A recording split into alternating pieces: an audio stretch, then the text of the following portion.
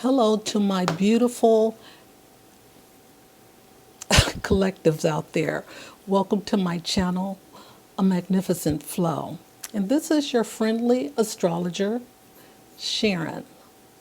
So I hope you enjoy the upcoming forecast for March 2025. We have lots of changes happening. I want to let you know that 2025 is a 9 year, and a 9 year represents endings, letting go of stuff. And at the time of this recording, it is a 9 day. And the number 9 is associated with the color red. Okay? So, wherever that is happening in your chart, which house that might be in, and the aspects that may apply, is where something will be ending for you, me, and all. All right, so the endings could be relationships, could be moving out of a neighborhood, it could be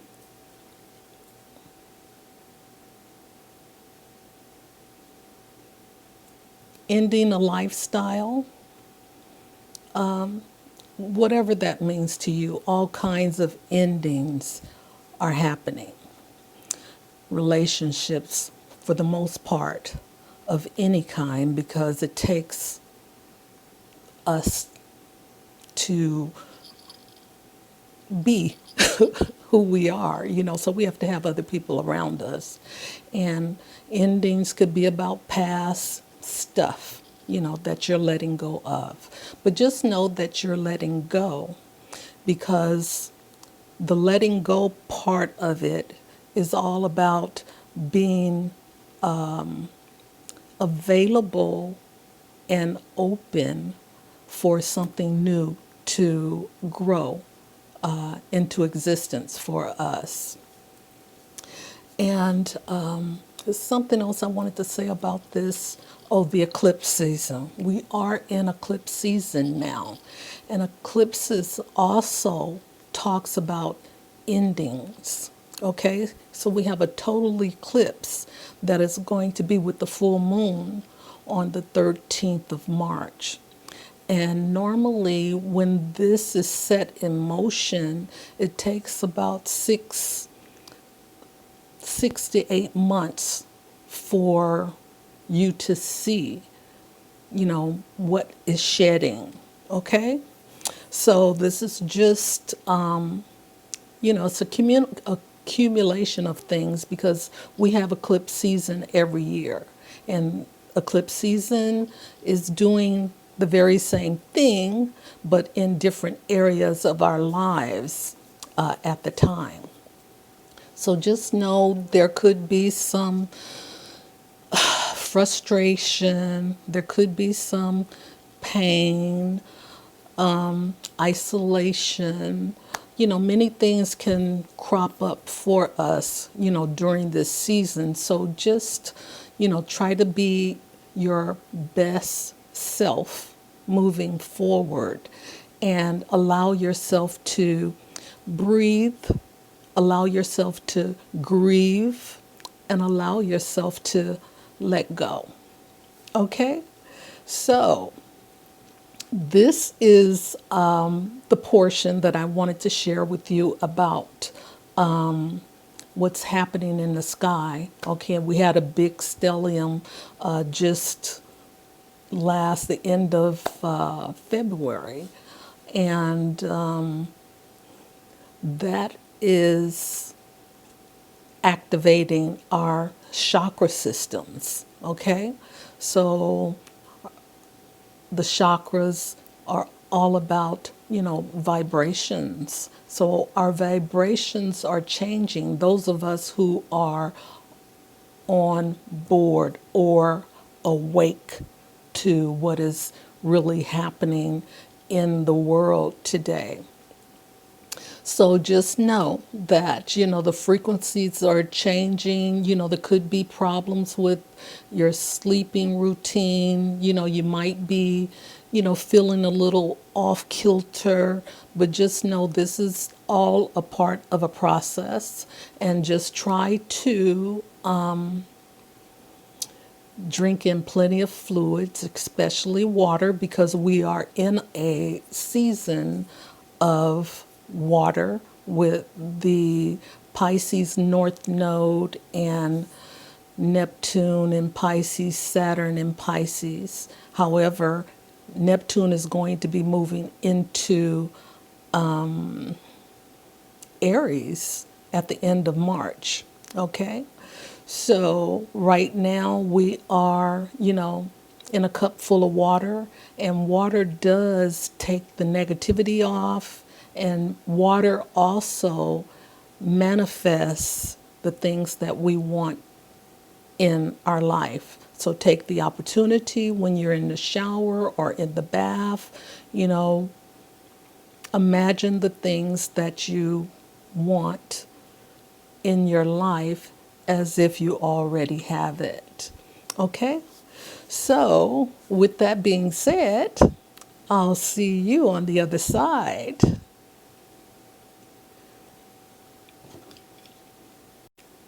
Hello to my lovely Aries rising collectives out there. Welcome to my channel, A Magnificent Flow. And again, I am your friendly astrologer, Sharon, and I'm here to give you your monthly forecast for March 2025. Okay, all planets are moving in direct motion with the exception of Venus in the sign of Aries. So, Mercury will move into retrograde on the 15th. Okay? So we start the month out with Venus in retrograde in your first house, okay, of self, physical body, personal appearance, dominant traits. Okay? You may be in a reflective mood because this is a retrograde, looking at your personal convictions and reconnect with your inner warrior.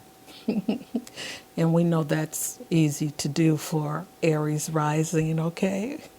You may also be in an argumentative mood.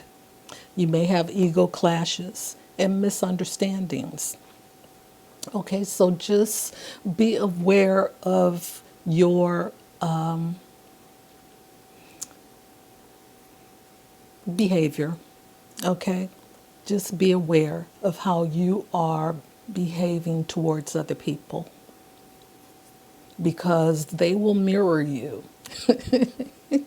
And in that mirror, you'll get the same thing back. So, Mercury also on March 1st will conjunct Neptune. And Neptune is at that 29th critical degree where it's going to be moving into another sign. Okay, this is in your 12th house of ending, spirituality, drama. No, I'm sorry, not drama. Dreams. But we know Aries rising, you can be dramatic. Okay. But anyway, your subconscious and hidden places in your subconscious. This is a good time to do some reflective work. So this whole month is all about reflecting, and doing this reflective work helps you get in touch with your authentic self. Okay? You get to grow, you get to let go, because we're in that time where we're endings, we're releasing things for good. And again, as I said in the preview, that we're in a number 9 year, and number 9 represents endings, okay? And today is a number 9 day as well. And the number 9 is associated with the color red. All right? So you can use this energy to really start looking at the things that are no longer serving you, and that's in your head, because Aries rules the head, and the first house is your total body, but for the most part, you're in your head, and a lot of those things that's in your head, you don't need. Okay, they may have been useful in the past, but and they could act like defense mechanisms, or some type of protective shield against some pain in the past, some childhood or even past life energy. Okay, so you may feel like whatever you have to say to others, they may not believe. Okay, and hey, Aries rising, sometimes things like that happen to the best of us. But and the reason why they may not believe it is because of Neptune. Neptune, you know, it doesn't give us clarity. It gives us this foggy information that we think looks good enough to believe. But, you know, Neptune is deeply spiritual and artistic. However, it wants things to be beautiful, wants people to be happy and loving, but that's not always the case when Neptune is involved. Okay? So March 1st, we're still in that same day. We have the Sun in Pisces squaring Jupiter, and Jupiter is in the sign of Gemini right now. Okay, so this square is happening in your 12th house as well. And this is the same house of endings, spirituality and dreams, your subconscious mind. So with this sun in the 12th house, this is a good time for you to conserve your energy, be, respectful, and do things in moderation, because this placement also has the potential for escapism, drugs, things like that. So focusing on too many things at once, may be a waste of energy that gets you nowhere. So just be careful. Gemini, not Gemini, but Jupiter is an expansive energy. So it wants to do more and push the limits. And in this 12th house, the 12th house is really a house where you want to retreat, go in, and reflect. But with Jupiter here, it wants you to do more than that. So you may strain yourself doing too much. And of course, Aries rising, you're about movement, physical activity, and things like that. So just try not to overdo it, and some form of meditation and relaxation techniques will probably work better for you. But, do what is best, and everything else will be okay. All right, Aries rising. On the 3rd, we have Mercury entering the sign of Aries in your first house. This is a good time to express your point of view to others, okay? On the 7th, we have the Sun trining Mars in your 12th house because the sun is in Pisces at this time. And let's see. Here you may find it easy to be yourself. You may want to work alone and for your own benefit. This is a good time to resolve any problems with relationships. Okay? So we have Mercury and Venus conjunct in the sign of Aries on the 11th of March. Okay? So you may have a natural charm, sociable, and eloquent personality. So your personality will be shining during this time. So take advantage of that. You know, people that you need to, you may have some disagreements with in the past. This is a good time to speak to them because things will come off pretty bright, and people are at ease when everything else is easy. Because like I said, that mirror, whatever however you're being, other people are going to respond to you in that way so you can see yourself. Okay? And also we have the Sun conjunct Saturn. And this conjunction is happening in your 12th house.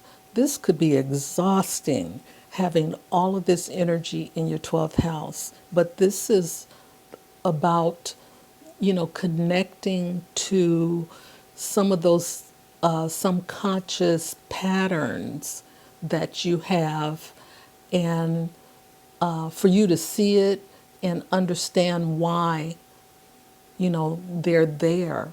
Because, a lot of things that's in our 12th house of subconsciousness or unconscious energy, it happened when we were, children, or, what it happened in a past life or in gestation. So with this, these patterns get to surface, and you get to look at yourself acting out. Okay? So if that doesn't fit your picture in this day and age, then that's something that you need to let go. So a lot of things are being shaken up in your 12th house for you to let go, because we are in the letting go time. This is the season. We're in eclipse season as well, and eclipses are about letting go. And we have a total lunar eclipse on the 13th of March coming up. Okay? So just so you know, with all this reflective energy happening, it should bring up things that, may be painful for you to look at, but at the same time, you get to see what it is and let go of it. You don't have to hold on to it anymore. Okay? So we have, and in any case, if you're feeling isolated and alone, that's part of this 12th house energy. Okay? So just, work through your demons because that's what they are. All right. So we have sextile with Uranus.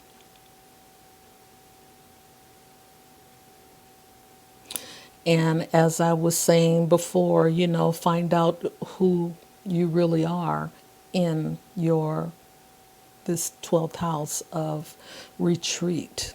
Okay? So here we are at the full moon and the total lunar eclipse on the 13th. Now the full moon again is in your 6th house, and it's about letting go. Okay, that's what full moons are. And then this total lunar eclipse is also about letting go, So there's a whole lot of energy action-packed energy that has to go, okay? And with all of this energy happening, it's just like to me, it looks like a push, a big push to allow us to let go if we unconsciously don't know that we're still holding on, okay? So with this, it's in your sixth house of health, well-being, work routine, illness, colleagues, and service animals, okay? So with this total lunar eclipse is a period of significant endings. Okay, you may leave your current place of employment because of how you feel about your place of employment. And it could cause you some, your stress levels to rise, and that may in turn cause some health issues for you. So just, keep your health in check and get checked, okay? So changing your current daily routine and incorporate self-care is beneficial, as well as some self-reflection, okay? And, the self-reflection part is about you asking yourself, is this what you really want to do as you move forward, okay? And if that's not, then, you have your answer and you can make those changes. Okay, on the 15th, we have Mercury turning retrograde in Aries, and that's in your first house. And again, as I was saying before, this is a time to improve yourself in your self-image, your personal style, and how you want others to perceive you. So on the 21st, we have the Sun conjuncting Neptune, and this is in your 12th house. And of course, you want to get in touch with your spiritual side. You may be experiencing some premonitions, some intuitive information may be coming through for you. So just take it in, okay? Just take it in. All right. You might be ready to face challenges with determination. So it may be some things that you want to change within you that's going to take some,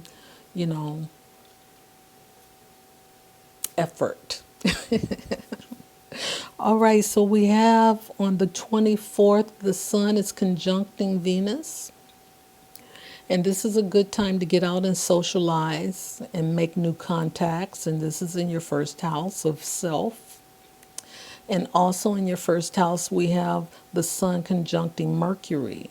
Good time to take care of any paperwork with a clear head, okay? And you might be communicating more with others more than usual.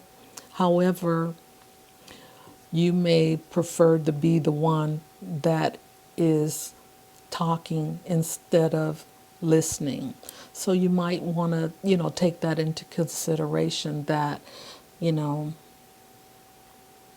you need to hear other people's point of view. All right, so we have, let's see. It looks like we had Mercury conjuncting Pluto. No, Mercury sextiles Pluto in your first house. And again, you're focused on your thoughts and your personal appearance, and you're a little more body conscious, okay? And towards the last part of the month, Aries rising, let's see, we have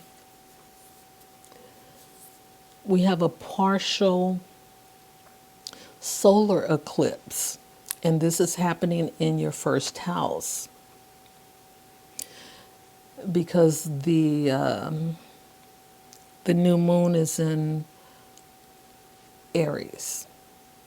Okay, so this is all about new beginnings and endings at the same time because these eclipses are about endings. However, the new moons are about beginnings. So there are things that you have to let go of in order to allow whatever that new information is that you want to create for yourself to come in. So letting go. You may be looking at what makes you feel secure, safe, and what you need to feel safe. Okay? So it's time to set your intentions with this new moon.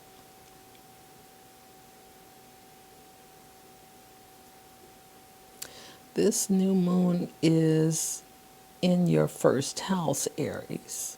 I don't know why I was looking at it as if it was in your 12th house, but it's not. It's in your first house. And you don't see this, only I do.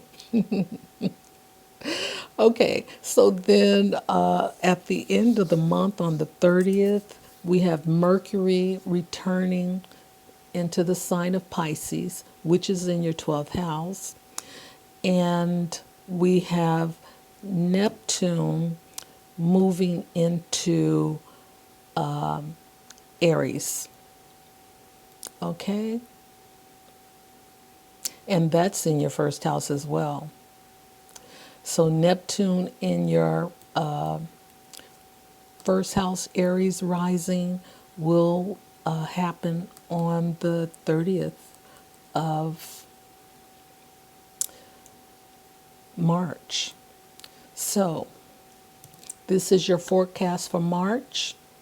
Be kind to yourself and just know that, there could be a lot of information coming through for you in your dreams, okay? And it's just a process that you have to work through. And until next time, bye for now. Love you all. Hello to my beautiful Taurus risings. Welcome to my channel, A Magnificent Flow. And I'm your friendly astrologer, Sharon. And this is your forecast for March 2025.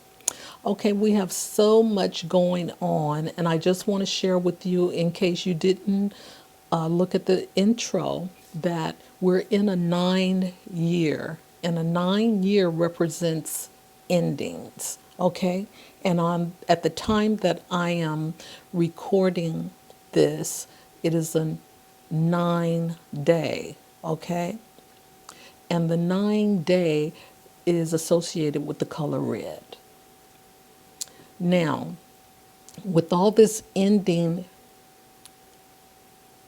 energy happening, we have the total lunar eclipse happening on the 13th, and that's all about endings as well.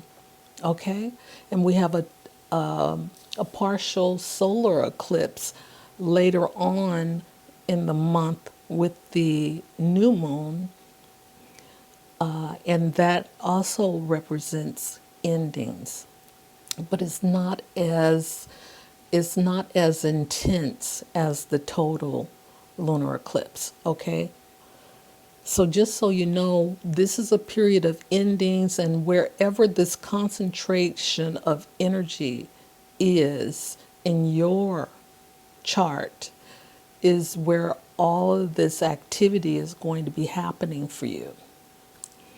Okay, so let's get into the forecast. All planets are moving in direct motion with the exception of Venus And Mercury will turn retrograde on the 15th of March. Okay, so right now we have just Venus being retrograde, and on the 15th, Mercury will start its retrograde phase. Okay, so on the 1st of March, we have several things happening.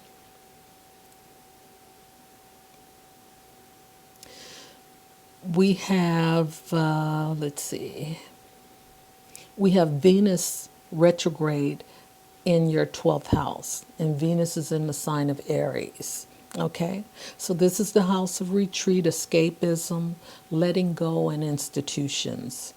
You may be in a reflective mood, looking at your personal convictions and reconnect with your inner warrior. You may also be in an argumentative mood, ego clashes and misunderstandings. And Taurus rising, you're a fixed sign. Sometimes, you stick your heels in and you're just going to do what you think you should do instead of, listening outside yourself. So you have to trust in your instincts, because in your 12th house is where this retrograde is happening for you.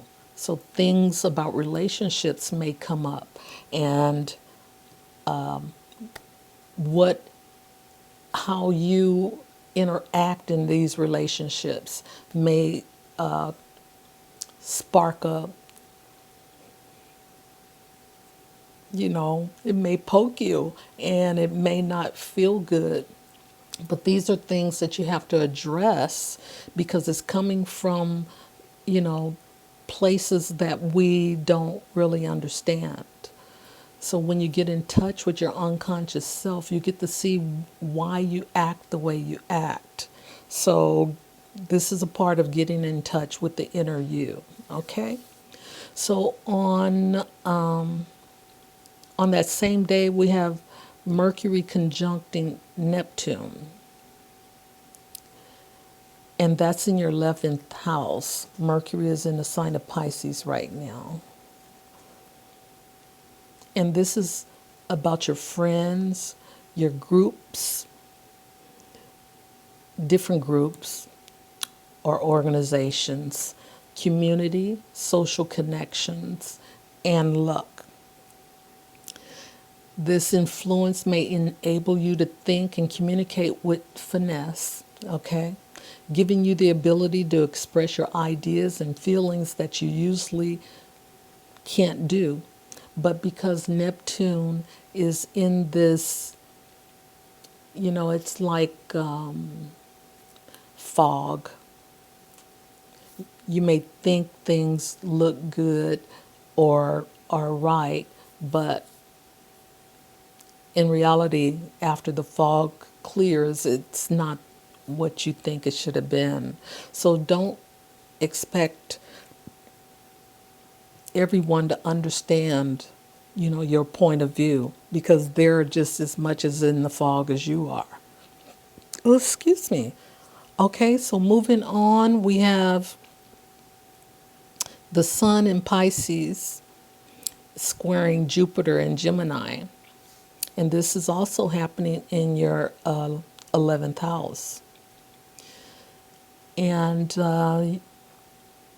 try not to take on more than you can handle, because Jupiter is this big energy, and it's expansive. It's a spiritual energy, and it has a lot of enthusiasm. So with all of that goodness, you want to help, you want to be a part of, but you can, over extend yourself.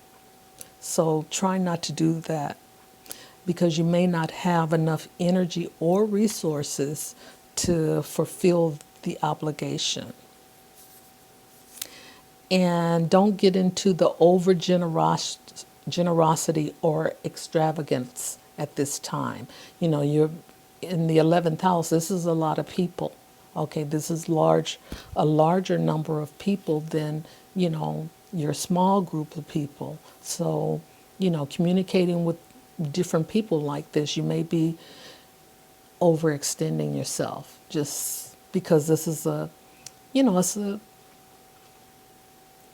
a big energy that is happening in your 11th house with this Jupiter vibration.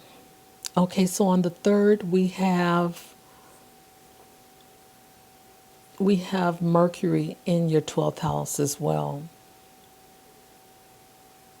So try not to keep secrets, Taurus rising. You may want to be alone and work alone at this time as well.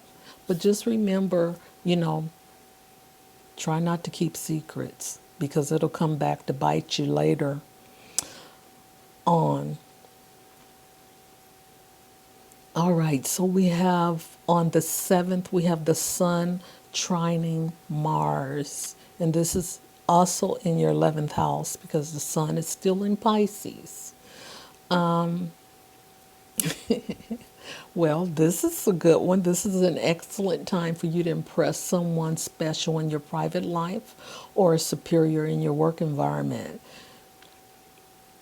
You seem to have that self-confidence that you need to step in and be social, communicate your feelings and ideas.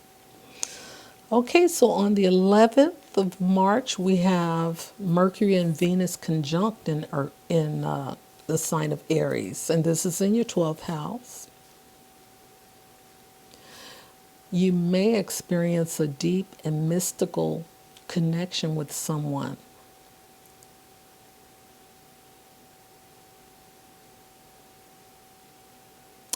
And this may come across as, someone you meet and you guys just seem to be connected, and there's no words to say anything. You just see each other and you just feel that connection. So it might be that kind of experience if this happens for you.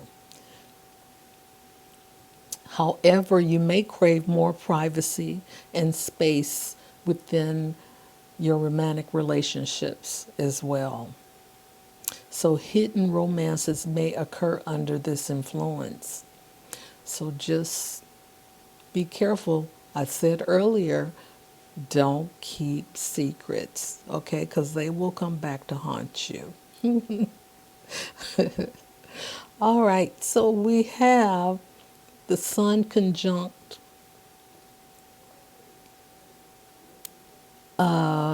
Saturn, and this is in your 11th house of friends, group, community, social connections, and luck. Now, this might be a time when your energy is low, so try to concentrate your energies on what task needs to get done, okay? You may feel isolated and alone, and part of this energy is because Saturn is here, and Saturn is, place limitations on us. And the energy is heavy, it's an earthly energy, so it kind of bogs us down. But in any case, your energy level may be low, so you can't really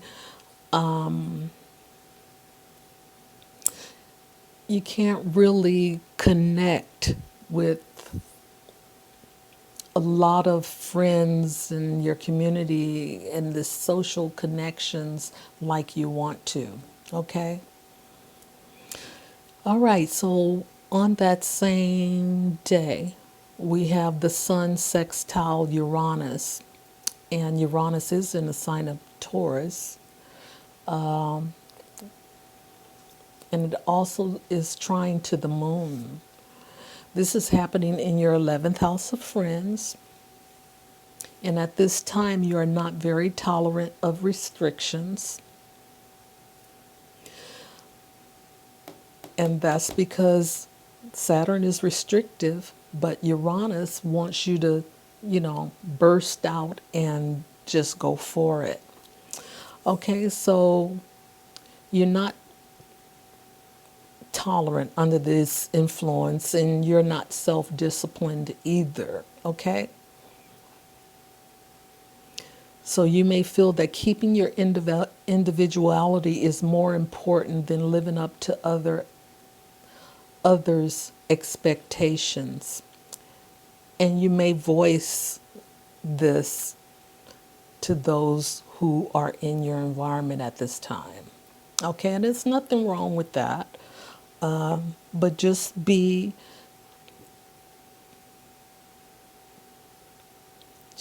cautious with how you spitting it all out there. Okay. You can do that with some finesse and, kindness. So on the 13th, and let's see, that is on the 11th. Okay, and then 2 days later, on the 13th, we have the full moon. So, emotions are all over the place, especially with this total lunar eclipse at play, Taurus rising. So just, try not to be stubborn, and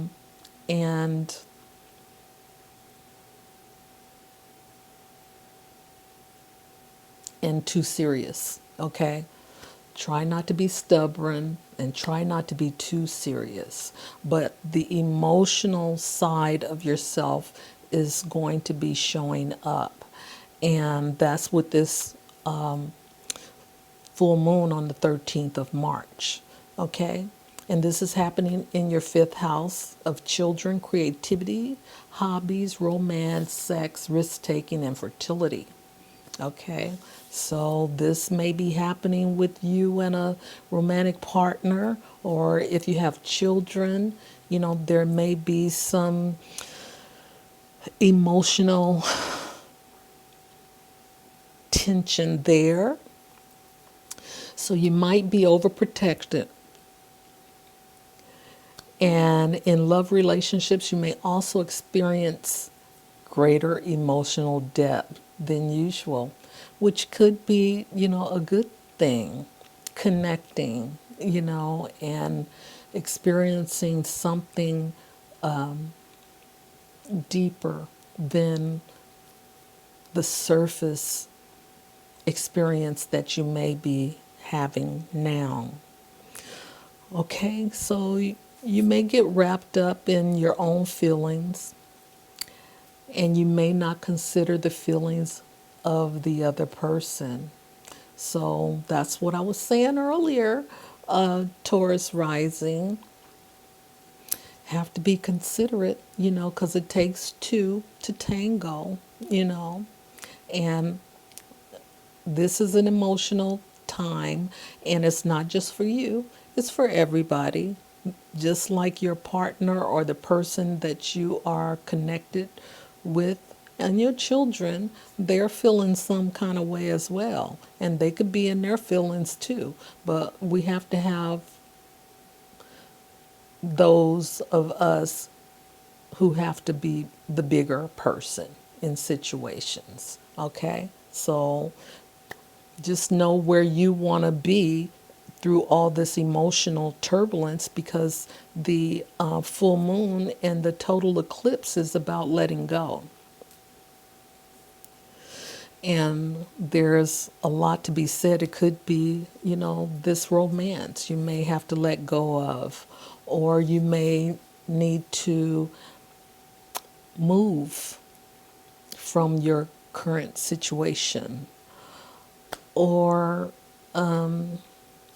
there's something about your creative connection that you may need to let go that is coming from within, or whatever that is that no longer serves you. And this is happening in your fifth house. Fertility, risk taking, and your creativity. the hobbies, romance, the sex. Okay? So, this is the area where this total lunar eclipse is saying, just let go. So, what that means to you is, that's your interpretation. All right, so let's see. On the 15th, we have Mercury turning retrograde in the sign of Aries, and it's in your 12th house of retreat, escape, letting go, and institutions.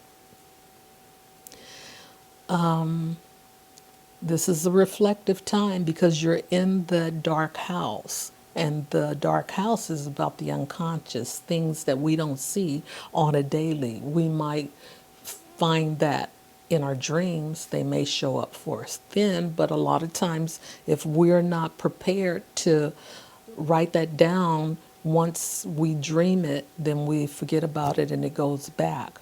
But this is a time of ending, so there's a big push from the universe to get this stuff up to the surface so that we can let things go for good, because there's a new paradigm shift happening here.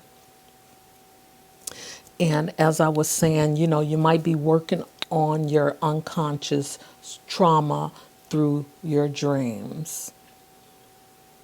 Now, on the 21st, we have the Sun conjunct Neptune. And this is in your 11th house, again, of friends, groups, community, social connections, and luck.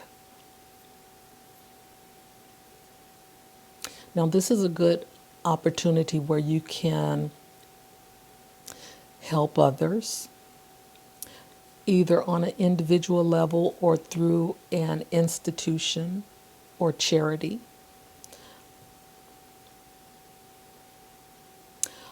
And this is a good time to help your social connections. Okay?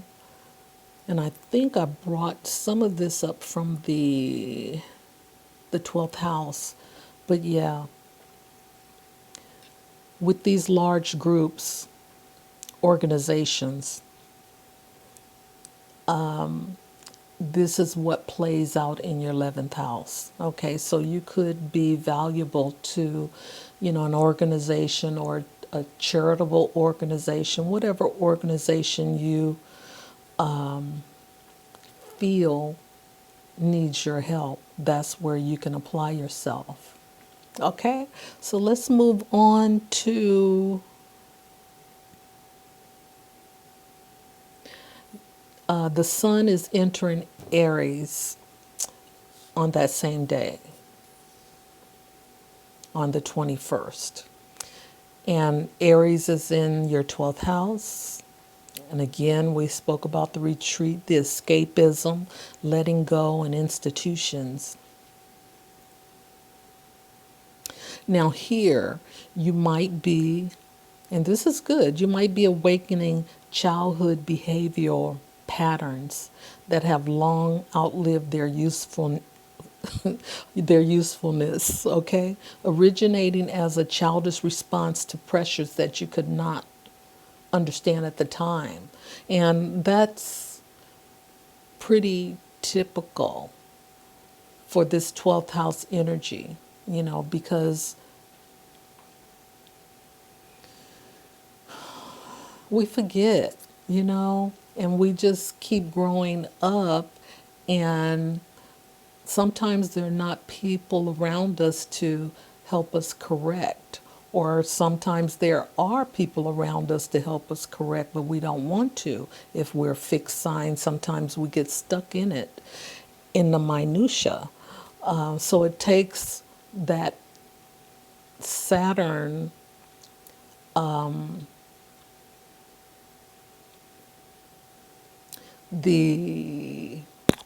when Saturn comes back around, okay? I'm trying to think of what I'm trying to say about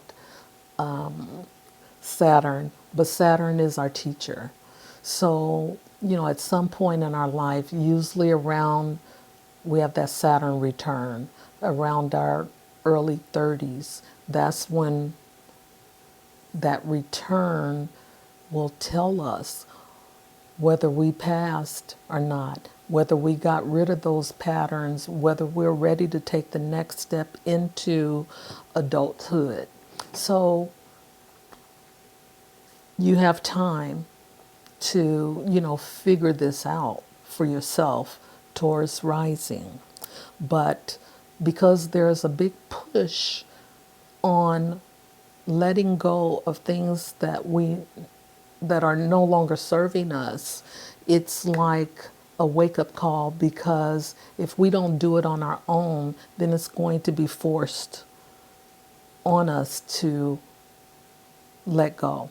So it's easier to work through the energy, with the mindset of you wanting to let go of what no longer serves you, rather than letting that invisible hand push you through, and you have to go through all of this chaos to get to the other side.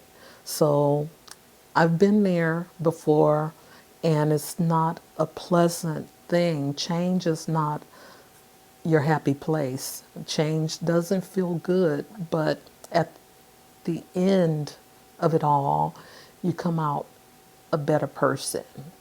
Okay, so let's move on to, we have the 24th, the Sun conjunct Venus, and this is also in your 12th house. So we're still looking at letting go.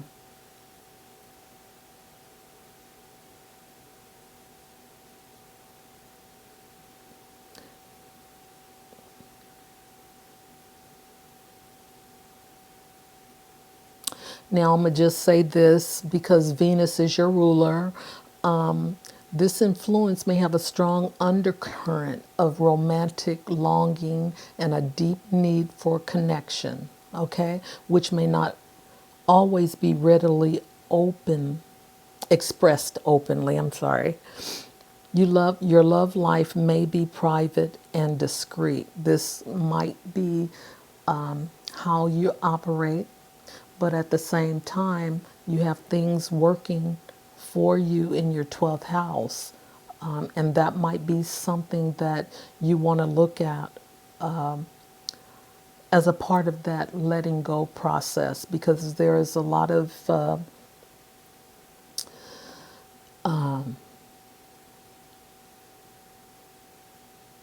information or energies that's lighting up for you in your 12th house.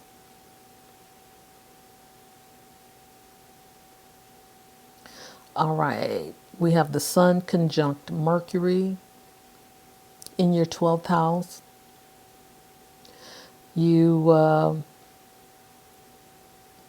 There's a lot of internal processing, okay? You're up in here, and contemplation, where you may be constantly analyzing your thoughts and motivations on a deeper level, okay? And you don't want to you know, because that can be too much, especially in your 12th house, because this is the deeper connection, and you don't want to lose sight of yourself by, beating yourself up for this and that.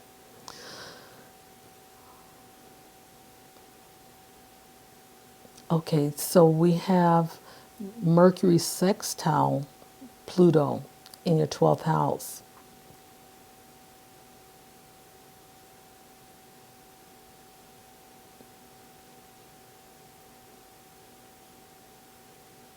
Okay, so this is, a placement where, again, this investigative mind here is giving you an opportunity, but this analyzing, your thoughts is just a reel, and that's part of that reel is what you need to let go of, because you don't want to just keep reeling it like that. You want to be able to break that off, because it no longer serves you in the first place. Okay, so then we have Venus is moving back into Pisces. This is on the 28th. And this is happening in your 11th house. And this conjuncts Neptune. Okay? So there might be some disappointment with someone that you care about. And you can't expect others to live up to your expectations, but yet, you might. But it's unrealistic. So just keep that in mind, okay, because we have Neptune here. So on the 29th, we have the new moon and we have the partial solar eclipse. And this is happening in your 12th house. And in your 12th house, when I was telling you about the reeling, that that overanalyzing, this is where this eclipse wants to help you let this energy go, okay? So that you can have a new reel, okay? And this is where you're going to be turning inward, examining the deeper parts of you, which we already know. You may be pondering about what makes you feel secure, what makes you feel safe, and what you need to feel safe.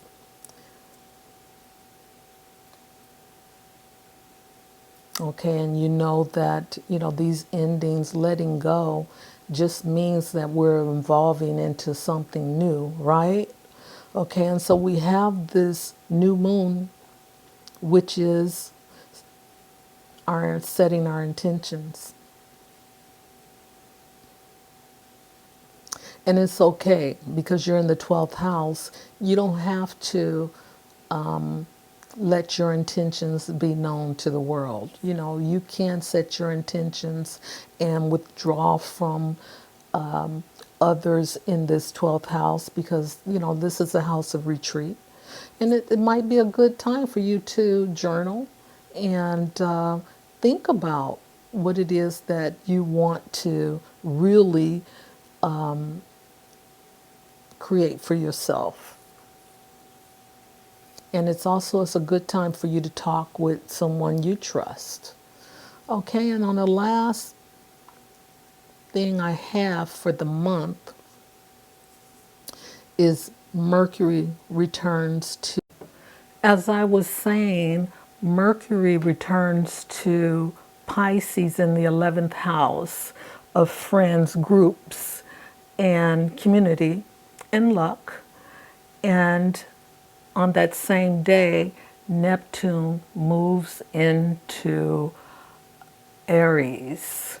Okay, that's all I have for you, Taurus rising, for the month of March.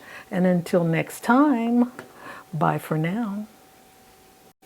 Hello to my beautiful Gemini risings out there. Welcome to my channel, A Magnificent Flow. And I am your friendly astrologer, Sharon, and this is your forecast for March 2025. Okay, so we have a lot to discuss here, and if you didn't listen to or watch the preview, the intro rather, I spoke about this is a 9-year, and 9 years represents endings. This is also a 9-day that I'm recording this. And 9 is also associated with the color red. All right, that's just a little tidbit for you. But with this ending of a 9-year, our lunar eclipse and our solar eclipse are also about endings as well. So we have a total eclipse at the full moon, which is on the 13th, I believe.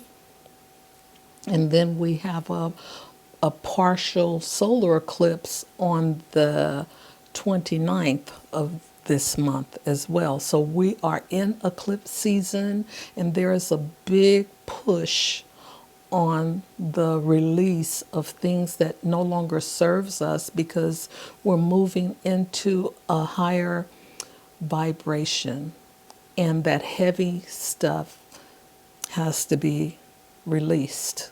Okay, and where it is happening in your particular chart would depend on the house the signs that are involved are in. So we're really looking at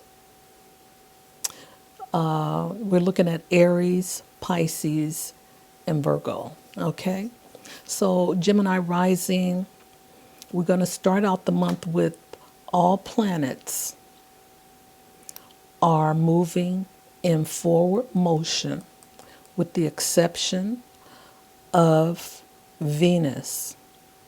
And Venus is in Aries right now.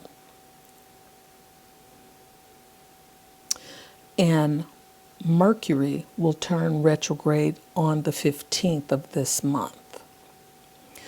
Okay? So just know that we are in a cycle of letting go so that we can start something new, in our lives, and vibrate at a higher vibration with more love, more happiness, instead of, what we're dealing with right now. Whatever it is more good, more goodness, more happiness is what we are seeking. So that depends on how much you are ready to let go of, because change is difficult, and it's not easy. But that's what is required of us if we want to be better in our lives. Okay, so we're going to start the month off with March 1st. Venus is turning retrograde in Aries. And this is in your 11th house of friends, groups, community, and social connections, and also luck. Okay? And because Venus is retrograde, whenever a planet turns retrograde, it's reflective. That's when you go inside, do the internal work, look at, what's bothering you or what's not bothering you, what's just sitting there that you don't understand. Okay? So you may be in a reflective mood and looking at your personal convictions and reconnect with your inner warrior, that power. You may also be argumentative. Yeah. You might have ego clashes with, some of your friends, and misunderstandings as well. Okay, so just know that. And by you knowing that, you can handle the situation differently. Okay? Mercury conjuncts Neptune on that same day, and that's in your 10th house of career and work, public life, titles, and professions. Okay, you may be able to express your ideas and feelings with a lot of finesse. But because Neptune is here, in your work environment, don't expect others to comprehend your point. You may be considering studying mysterious subjects such as the occult and spiritual philosophy.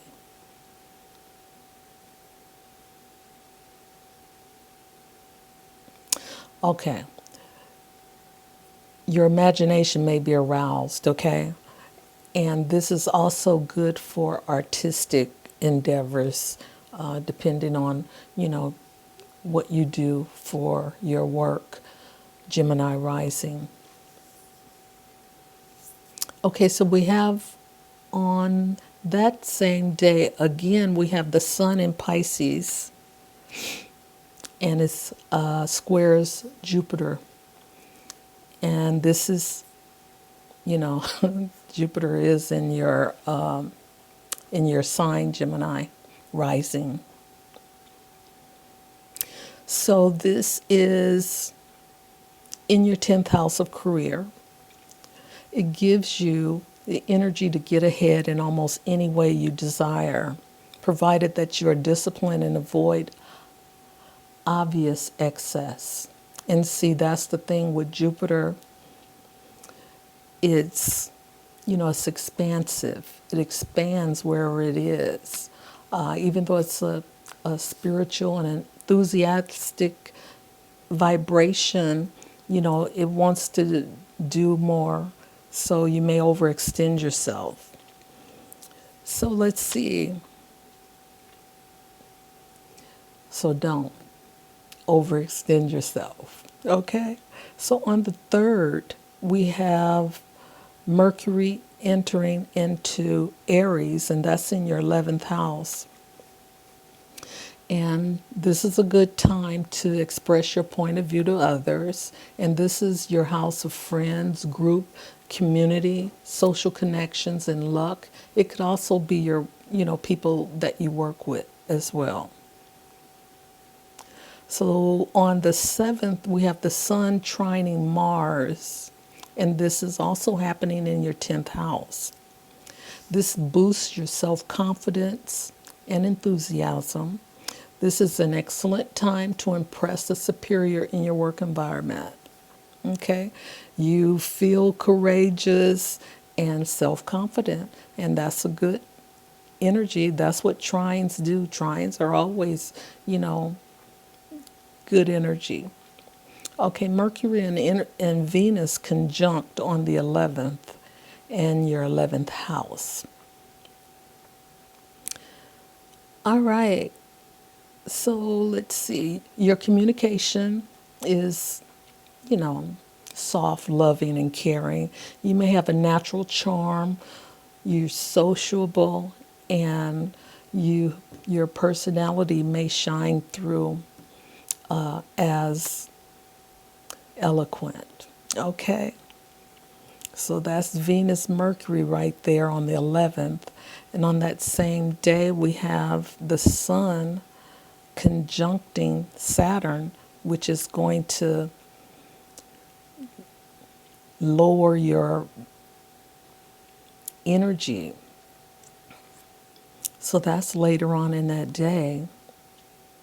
You might start to feel isolated, but you have to concentrate on getting things done, okay? So just make sure that you don't take on too many projects because you may not be able to get through it all. And again, we have the sun is sextiles Uranus, and this is in your 10th house of career. So, you're not being very tolerant because Saturn wants you to, focus and get things done the hard way. And this sextile is where you're not trying to be tolerant. You just want to do what you do, break free. And so you're not tolerant of restrictions, and you're also not self-disciplined, okay? And the discipline comes from the Pisces sun. You may feel that keeping your individuality is more important, and that's Uranus energy, than living up to the expectations of others. And you let people know this. Yeah, you're speaking that out. And, that's trying to show your authentic self right in that moment. So on the 13th, we have the total lunar eclipse. And this is going to be in Virgo in your fourth house of home. So this lunar eclipse is about letting go, right? So some endings are happening here. You might leave your current place of employment. You may find a new place to live. You may be ending a relationship or losing a loved one. This is also a good time to go inward and let go of what no longer serves you. Okay? And with this full moon, this is a total lunar eclipse. Okay? I did mention that, but don't forget that lunar eclipse are about letting go of things that no longer serves you. So Gemini rising, this is happening in your fourth house. And this is happening with your family. So just so you know. Now on the 15th, Mercury turns retrograde in Aries, and this is in your 11th house. And this is a time for you to improve your way of communication with people in your circle, your circles of friends, and also the way in which you express yourself. Okay?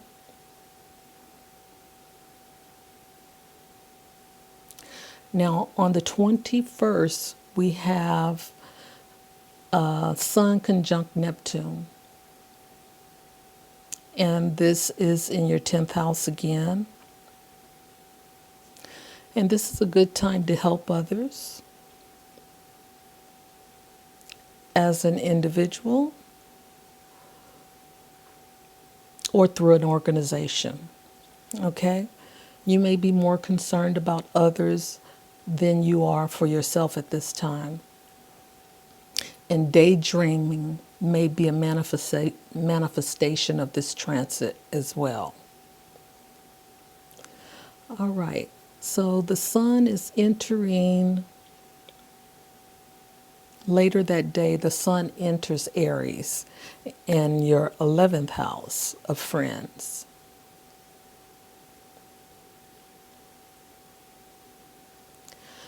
Your 11th house of friends, groups, communities, social connections. You might be encouraged to take charge of your communication skills. You may be encouraged to address issues with siblings, your close friends, your social connections, and your community groups. Okay, you may be encouraged to step into a leadership role in your community circle. Now that's good. All right, so on the 24th, the sun conjuncts Venus in your 11th house. It's a good time to get out and socialize. Okay, so, we do have ups and downs, and that's just life. So when you're up, take advantage of it, and when you're down, just try to work through it. All right. So also on the 24th, we have the sun conjunct Mercury. And this is just more of that connection, that communication. You might be doing more, speaking to your friends and are communicating with them instead of being a listener. But, it takes both sides. You need to be able to be a good listener that's using your interpersonal skills as well as a good speaker. Good time to take care of any paperwork, okay, with a clear head. Now we have Mercury sextile Pluto.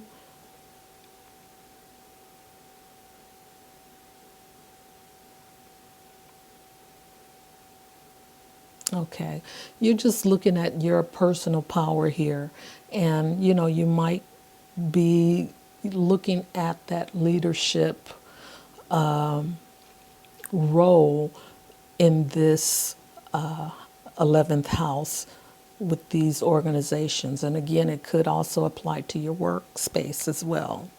So on the 28th, we have Venus moving back into Pisces in your 10th house of work, and it's conjuncting Neptune. And daydreaming and having the ability to visualize something translate into physical form as a work of art if you are working in an artistic environment. Okay. But if not, you know, you're still bringing things up that has clarity, but it does not really work in your workplace. So that could be something that you could just do for you. So on the 29th, we have this partial solar eclipse, and this is in your house of friends, the 11th house, and where there's new beginnings and endings because this is a new moon phase. Okay, so with this solar eclipse, you know, it's asking us to go within again and then examine our deeper sides of who we are. And with super this super new moon in Aries, you know, this is new beginnings in the sign of Aries, and new moons are always about setting your intentions for something new. So this is what you may want to do. Okay? Just set your intentions, and that might be taking a leadership position in your organization or your clubs or with your social ties. That could mean that too. And then on the last day of the month, we have Mercury returning to Pisces in your 10th house, which we talked about. And we have Neptune enters Aries in your 11th house. Okay? So this is all I have for you for the month of March. Gemini rising, and love you. And until next time, bye for now.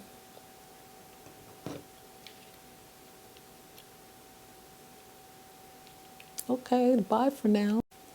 Hello to my beautiful Cancer risings out there.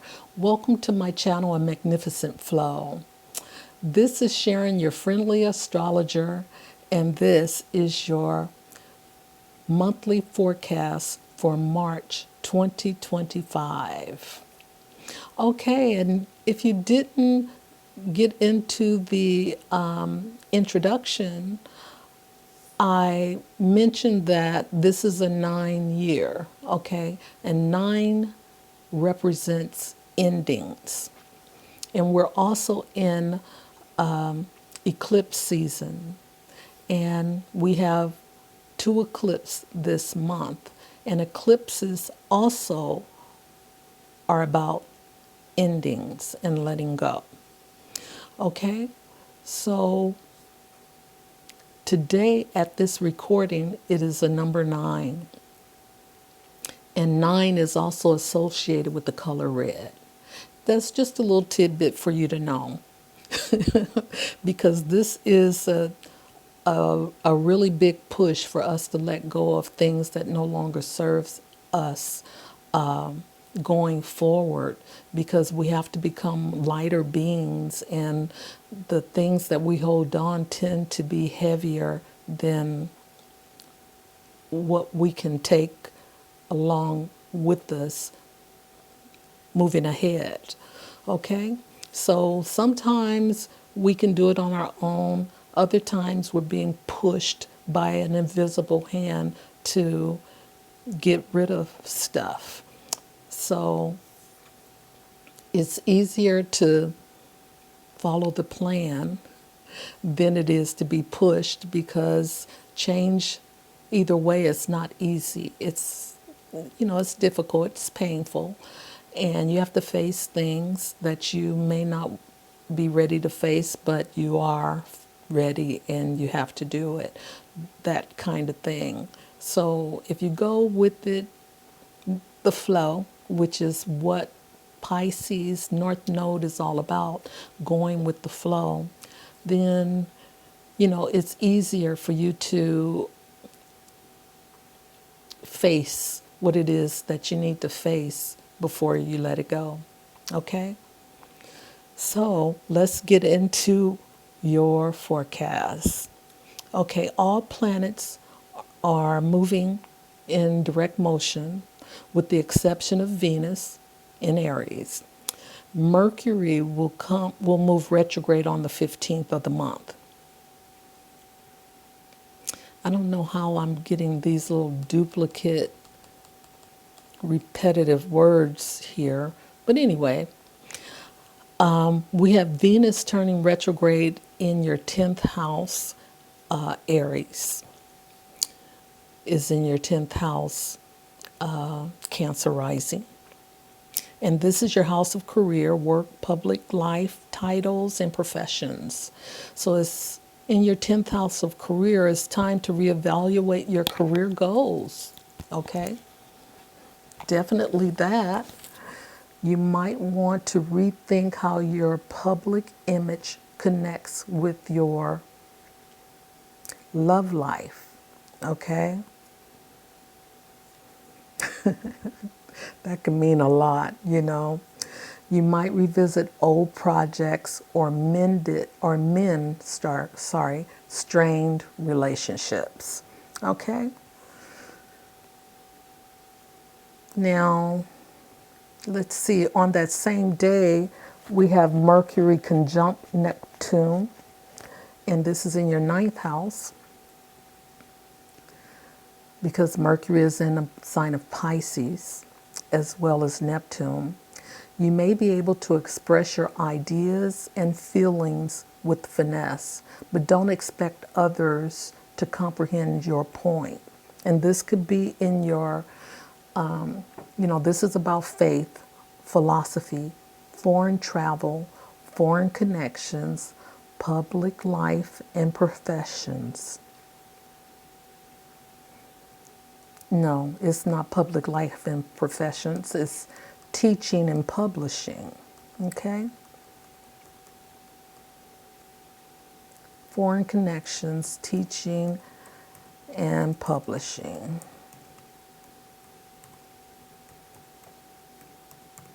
I mean, it could, if your North Node is in your 9th house, it could encompass some of that 10th house information. Okay? So you may be able to express your ideas to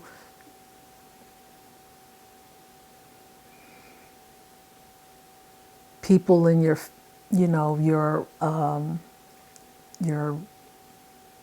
church, or the foreigners that you meet, or if you're doing some writing, you could convey this information in a book. And if you're a teacher, you could be teaching some of these ideas to other people. Okay?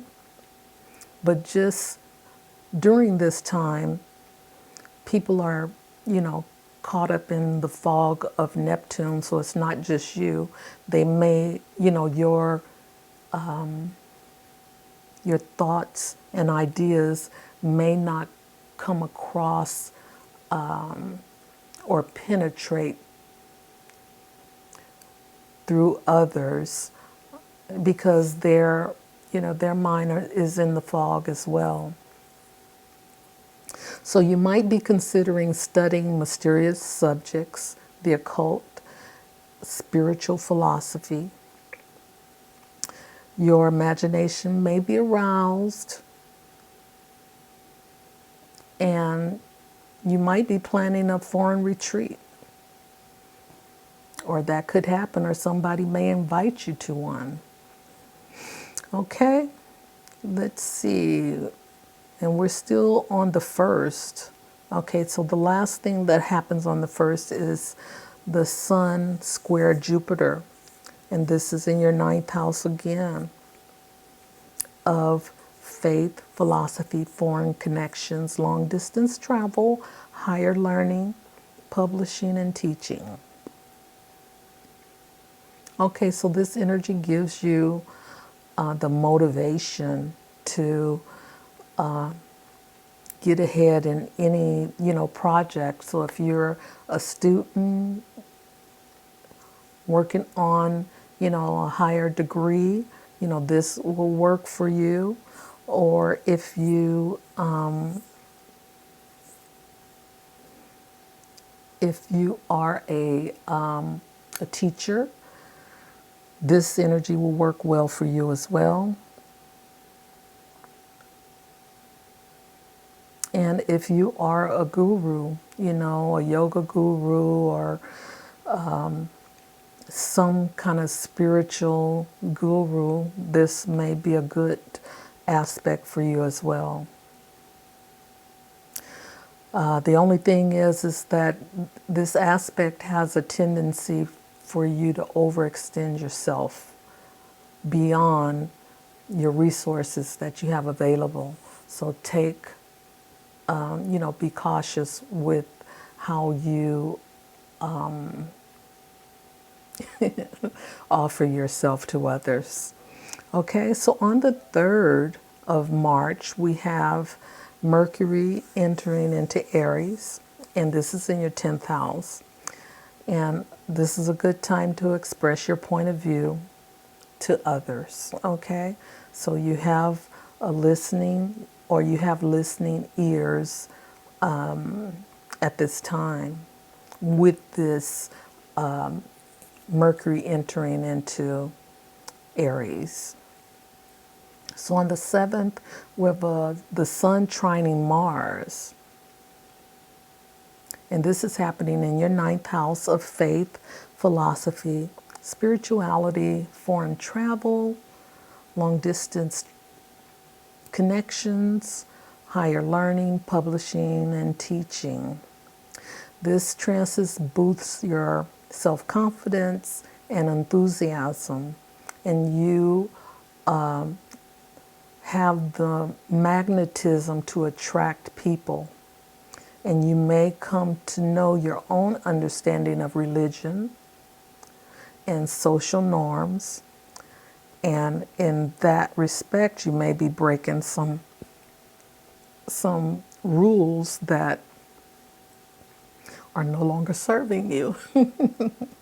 This is an excellent time to impress a superior in your religious environment. And there also may be some daddy issues. And, when breaking the rules may have to do with, the rules that the father has set. Just so you know. Okay, so on the 11th, we have we have Mercury and Venus conjunct in your 10th house. So it seems you may be seen as very likable, well-spoken, naturally attracting positive attention in your professional environment. You may have excellent ability to articulate your ideas clearly. You can handle delicate situations with grace and diplomacy, and you can be a team player. Okay? So this is really coming across really nicely in your workspace. So that same day, on the 11th, we have the Sun conjunct Saturn, and this is in your 9th house.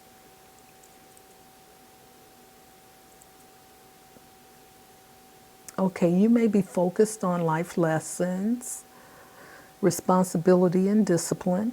You may find a belief system that fits your ideology, or study abroad, or having mind expanding experiences.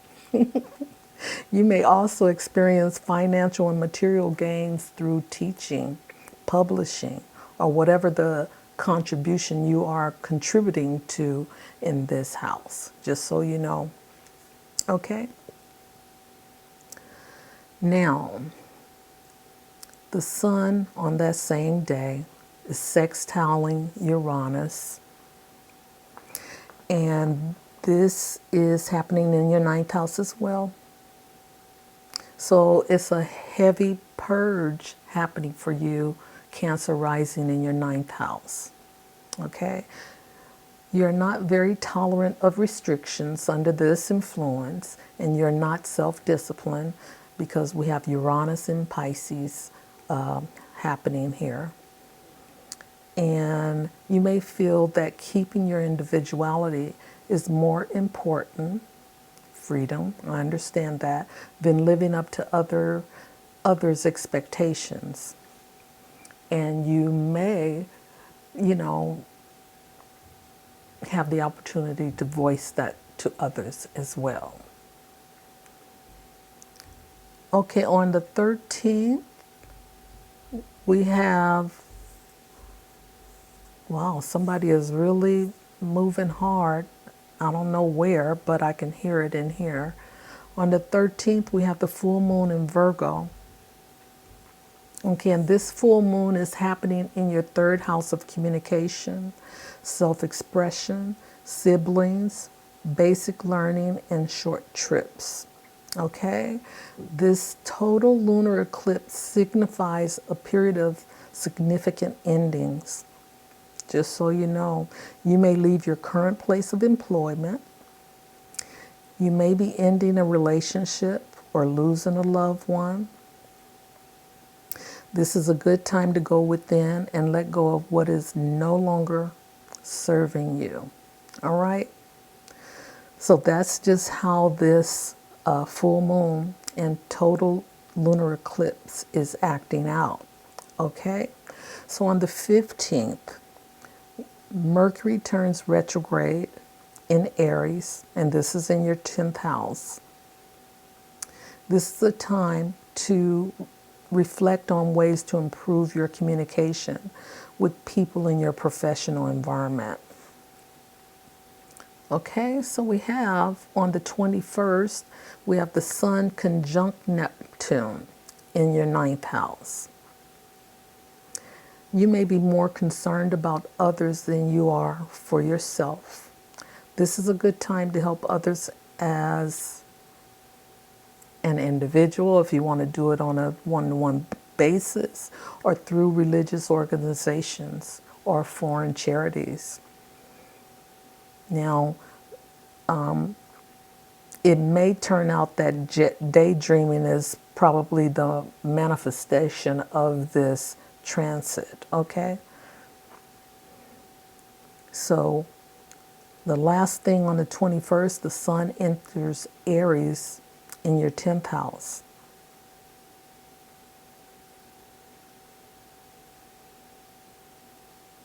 You might be encouraged to take charge of your communication skills, okay?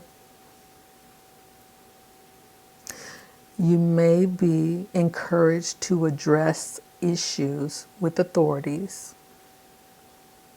peers, or subordinates. You may be encouraged to step into a leadership role within your workplace, okay? So this is a good Sun enters Aries in your 10th house. This is a good placement for your career because you are a cardinal sign. You take charge, you step up, okay? So we have on that 24th, we have the Sun conjunct Venus in your 10th house. Under this influence, you have a positive self-image. You can connect with others with warmth and pleasantness, fostering positive relationships in the workplace. You have the ability to handle interpersonal conflicts and maintain harmony within a team environment. Well, that's good. You're showing up really well here, Cancer rising. Again, then we have the Sun conjuncting Mercury as well. You might be communicating more than usual, but you're more inclined to be the speaker instead of the listener. Good time to take care of any paperwork with a clear head, okay? Mercury sextile Pluto on the same day. This can be a productive time for research, okay? Time to have honest and meaningful conversations with those in your workplace. Address unresolved issues, express your thoughts and feelings openly, and seek to know them on a deeper level. Because Pluto is, is that deep transforming energy. This influence can also heighten your mental focus and can help with productive activities. That's great. That's a big plus, coming towards the end of the month. Then we have on the 28th, we have Venus moves back into Pisces.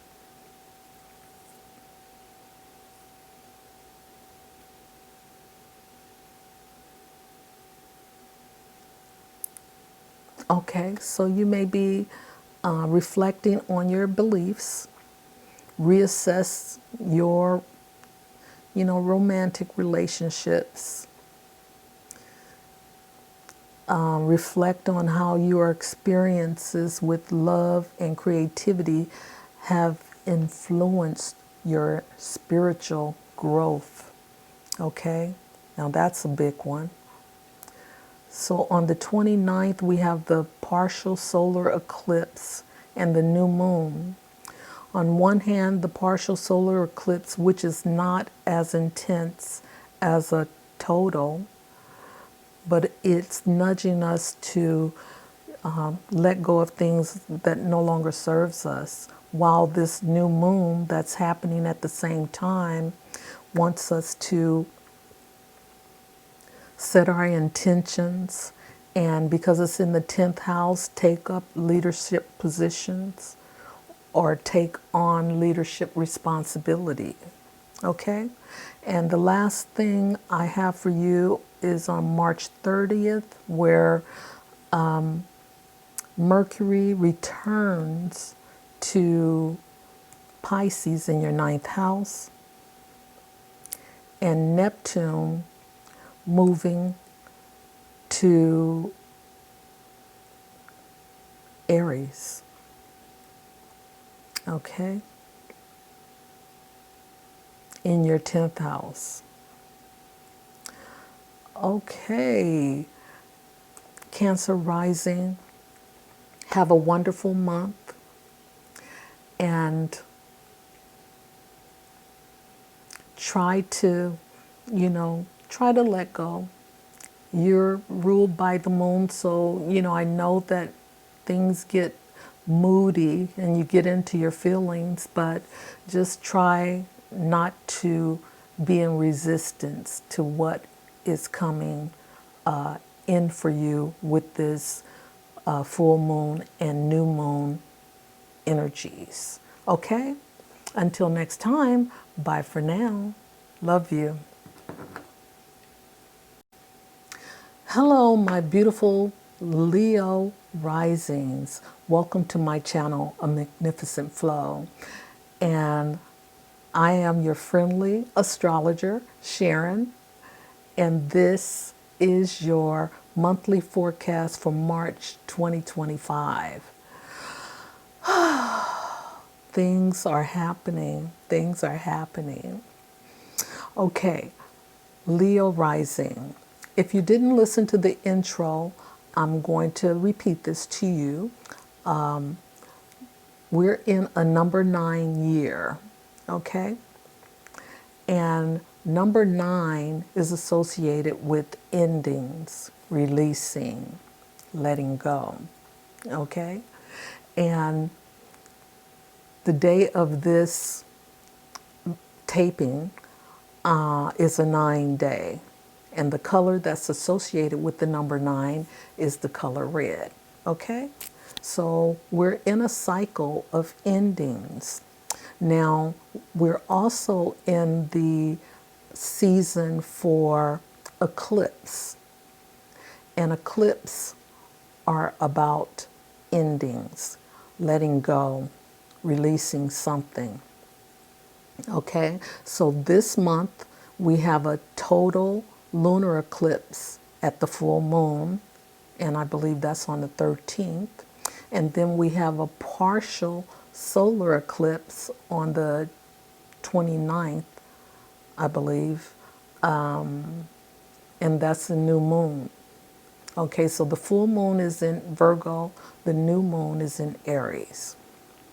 All right, so let's get into your forecast, Leo risings.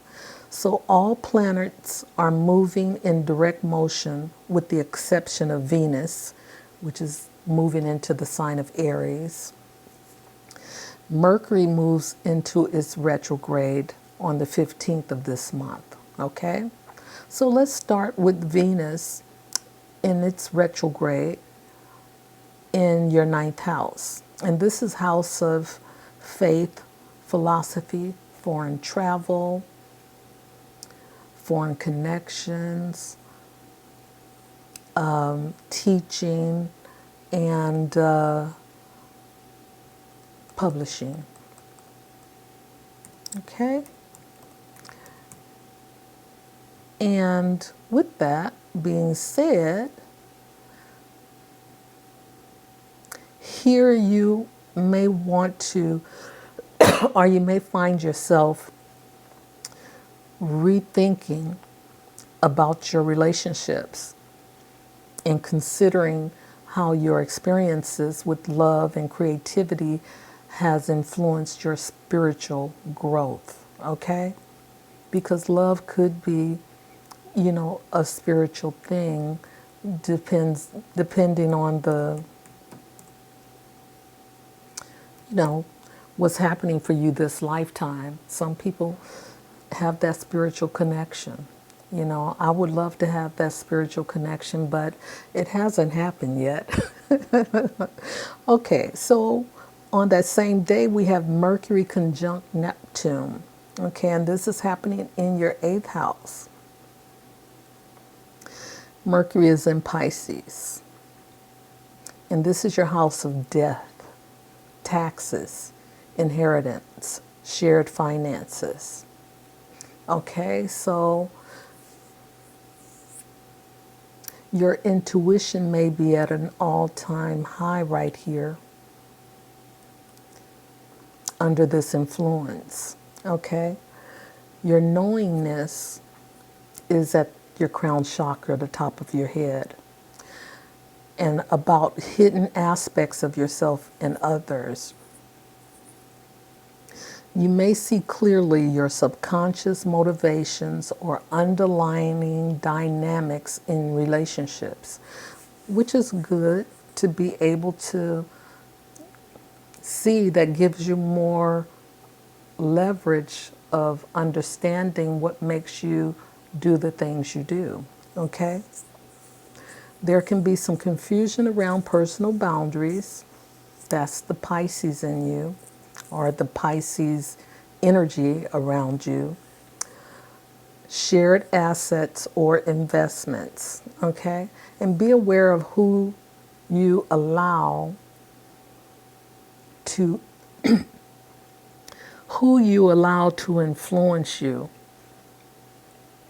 because it may not be the best person or people, okay?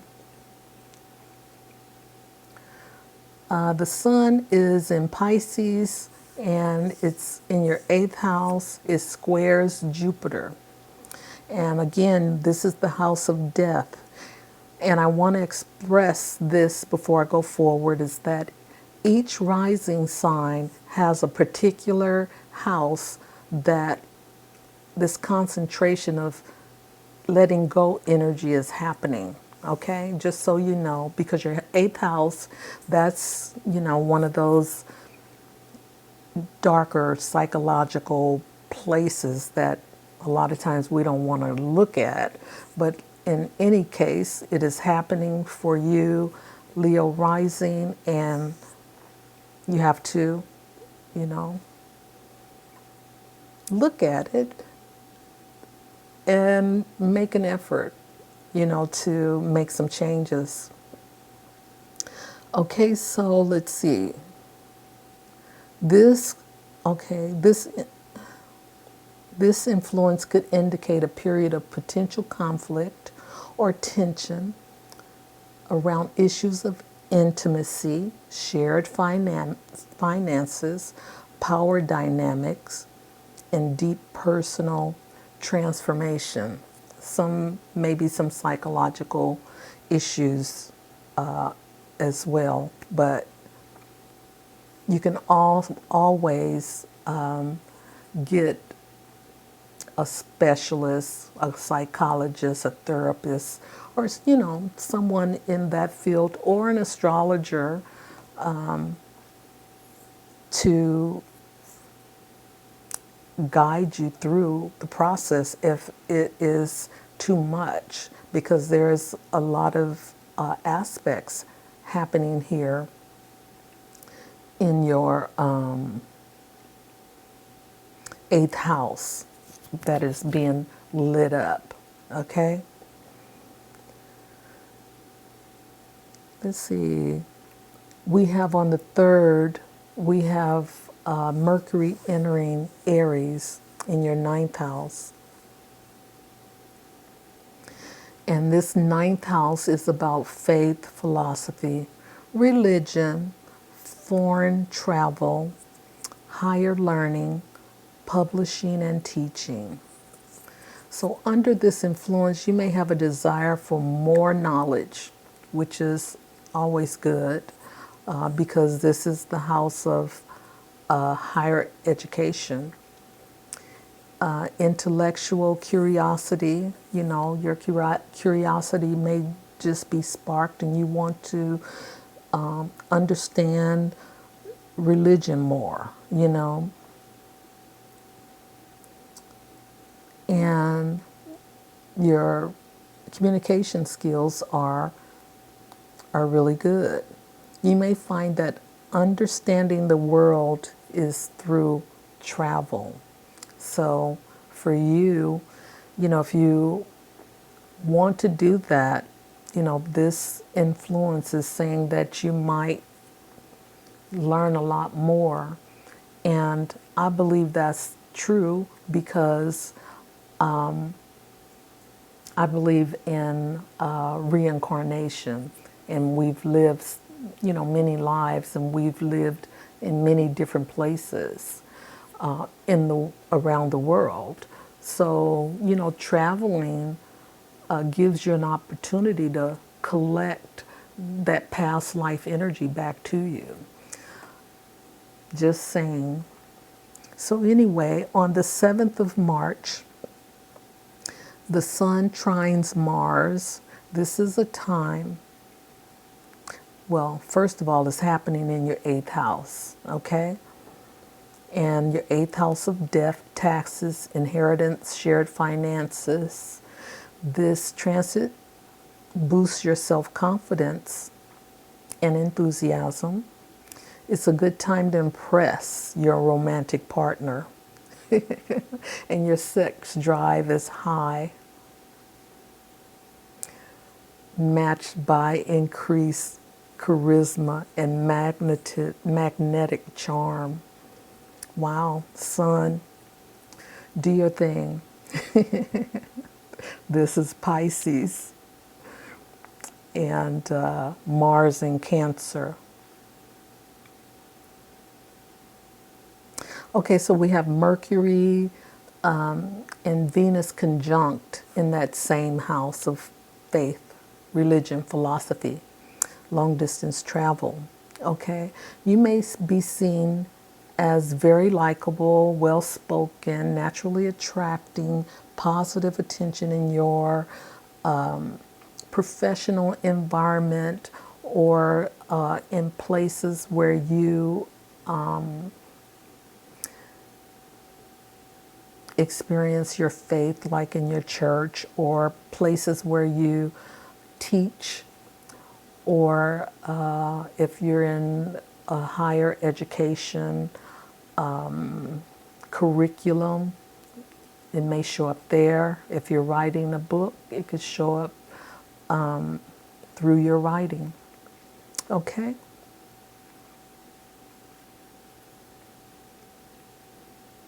Now, on the same day, which is March 11th, we have Sun sextile Uranus and trines the moon.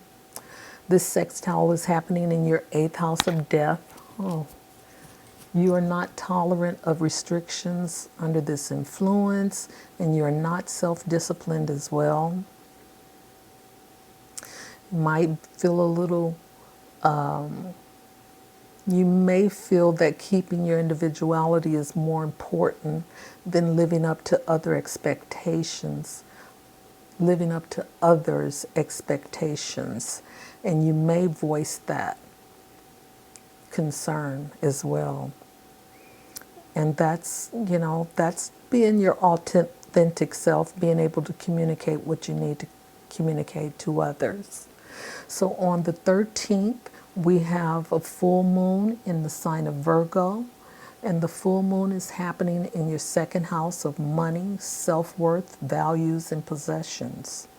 Not a good time to spend money because your emotional state is conditioned by unconscious drives.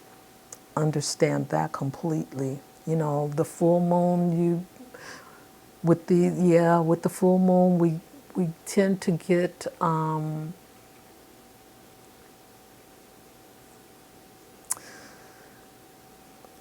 we forget about our finances. We take things for granted and just go ahead on and I can't even think of the word that I'm trying to place here, but it's like a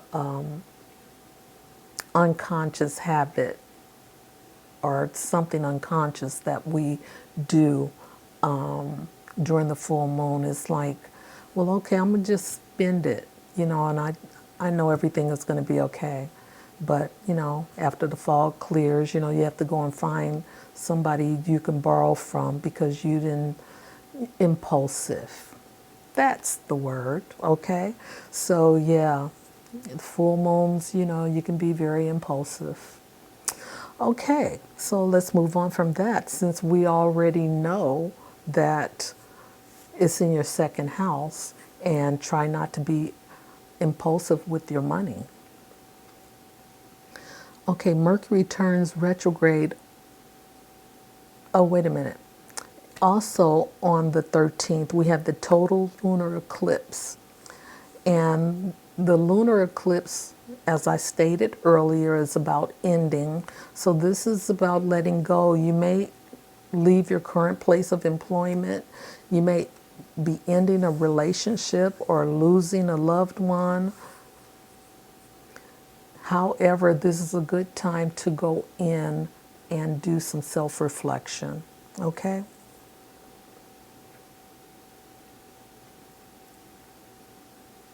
Now, and when I say that, self-reflection, because at the full moon, it usually lights up things that are hidden.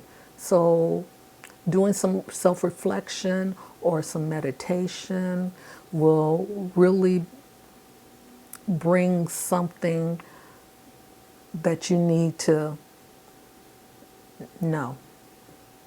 Okay, so on the 15th, we have Mercury turns retrograde in Aries, and this is in your 9th house of religion, philosophy, foreign travel, higher education, publishing, and teaching.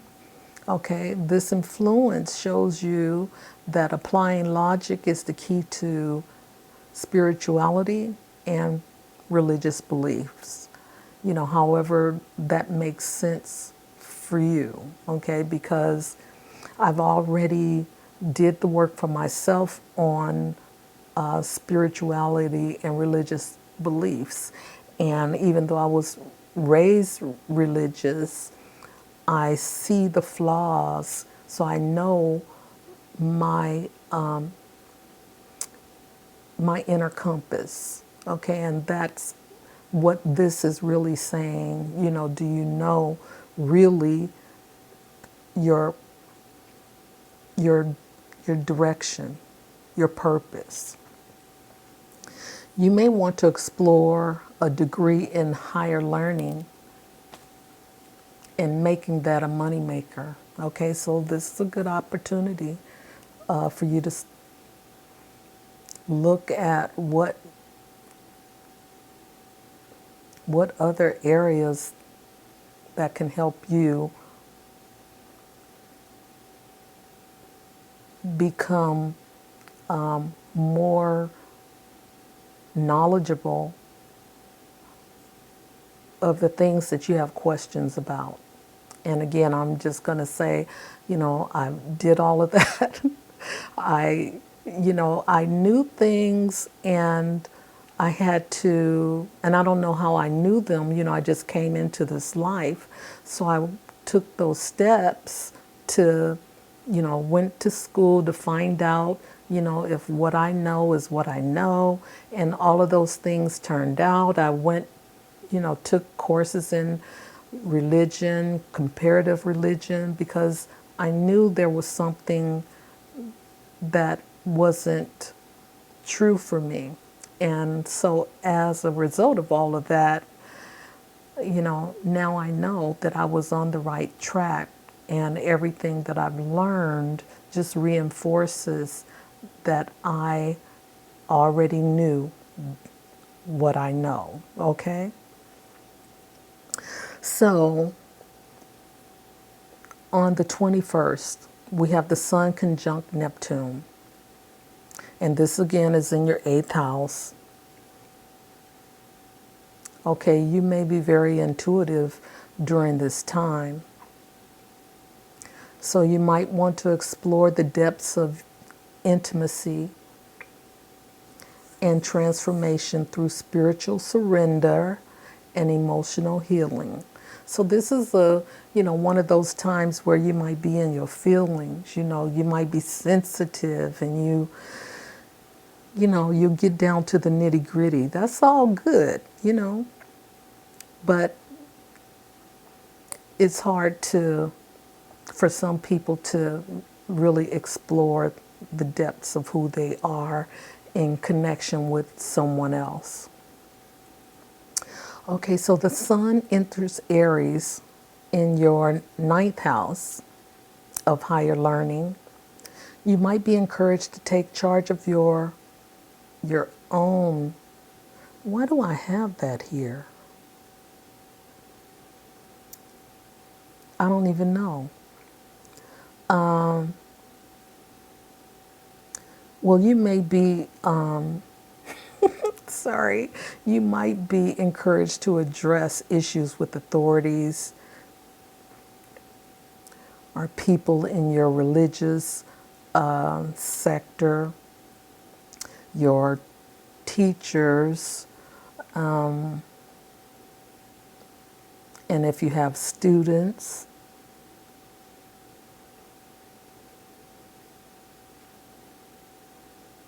Okay.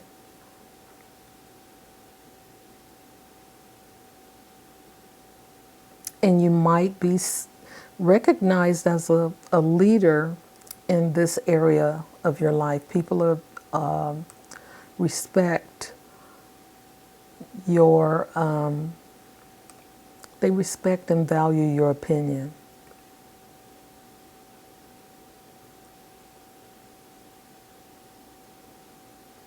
Okay, so on the 24th, I'm going to just put a period here. On the 24th, the Sun conjuncts Venus in your ninth house. We're still working that eighth and ninth house stuff. Let me see, your self-image is positive. You can connect with others. And Venus, you know, she's a loving energy. And she wants to show warmth and pleasantness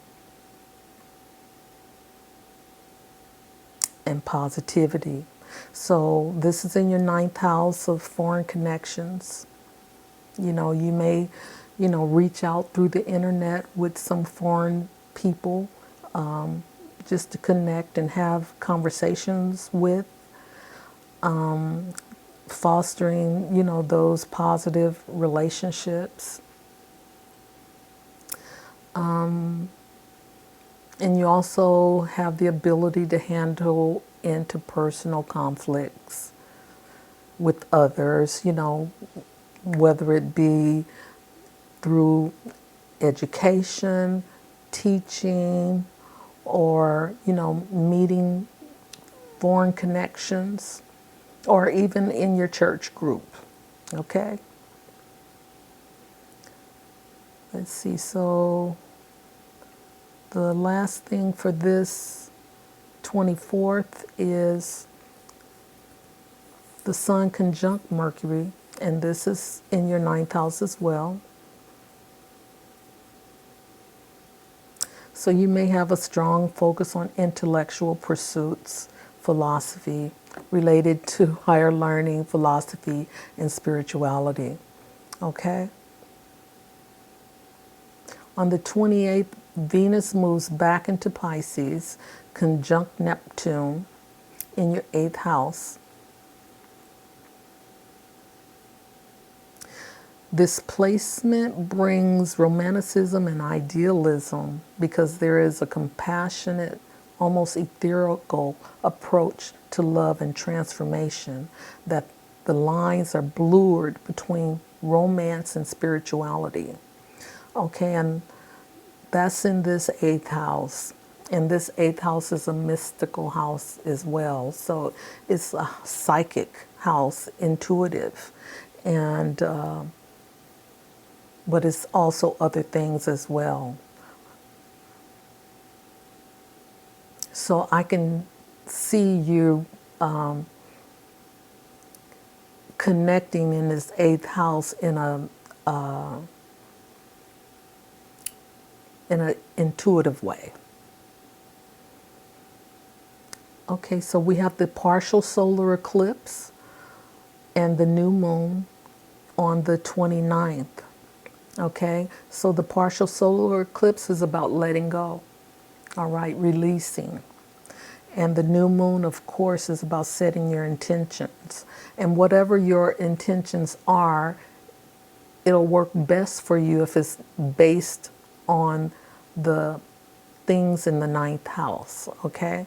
The ninth house is about religion, philosophy, foreign connections, long distance travel, higher learning, publishing, and teaching. So it's time to set your intentions on what it is that you may want to achieve through this ninth house. Is it a long distance foreign travel? Or is it meeting people from foreign countries? Or is it going back to school? Okay, the last thing I have is for March the 30th, where we have Mercury conjunct Neptune. No. I apologize for that. Mercury returns to Pisces in your eighth house. Okay? And then we have Neptune entering Aries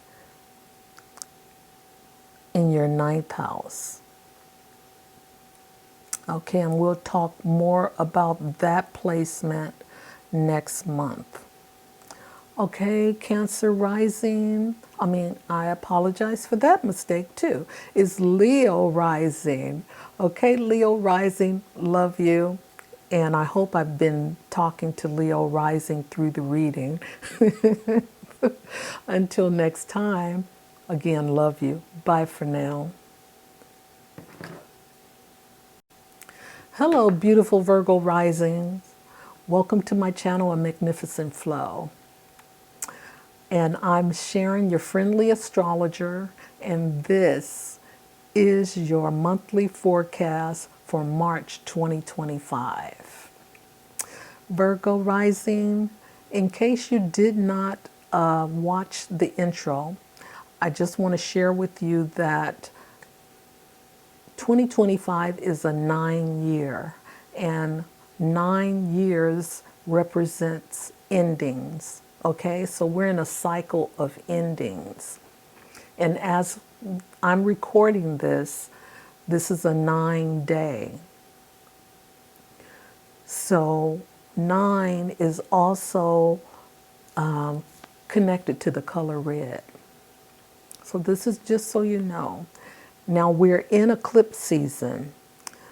We have a total lunar eclipse on the 13th, and that is representing endings. And then we have a partial solar eclipse on the 29th, and that is with the new moon, and that also represents endings. So there's a big push of endings happening for all of us during this eclipse season and this 9-year. Okay, so I guess it's going to be like the best release we've ever had, because there's so much energy coming in to help us let it go. Okay, so we'll just get right into your forecast. All right, so all planets all planets are moving in direct motion, with the exception of Venus in Aries.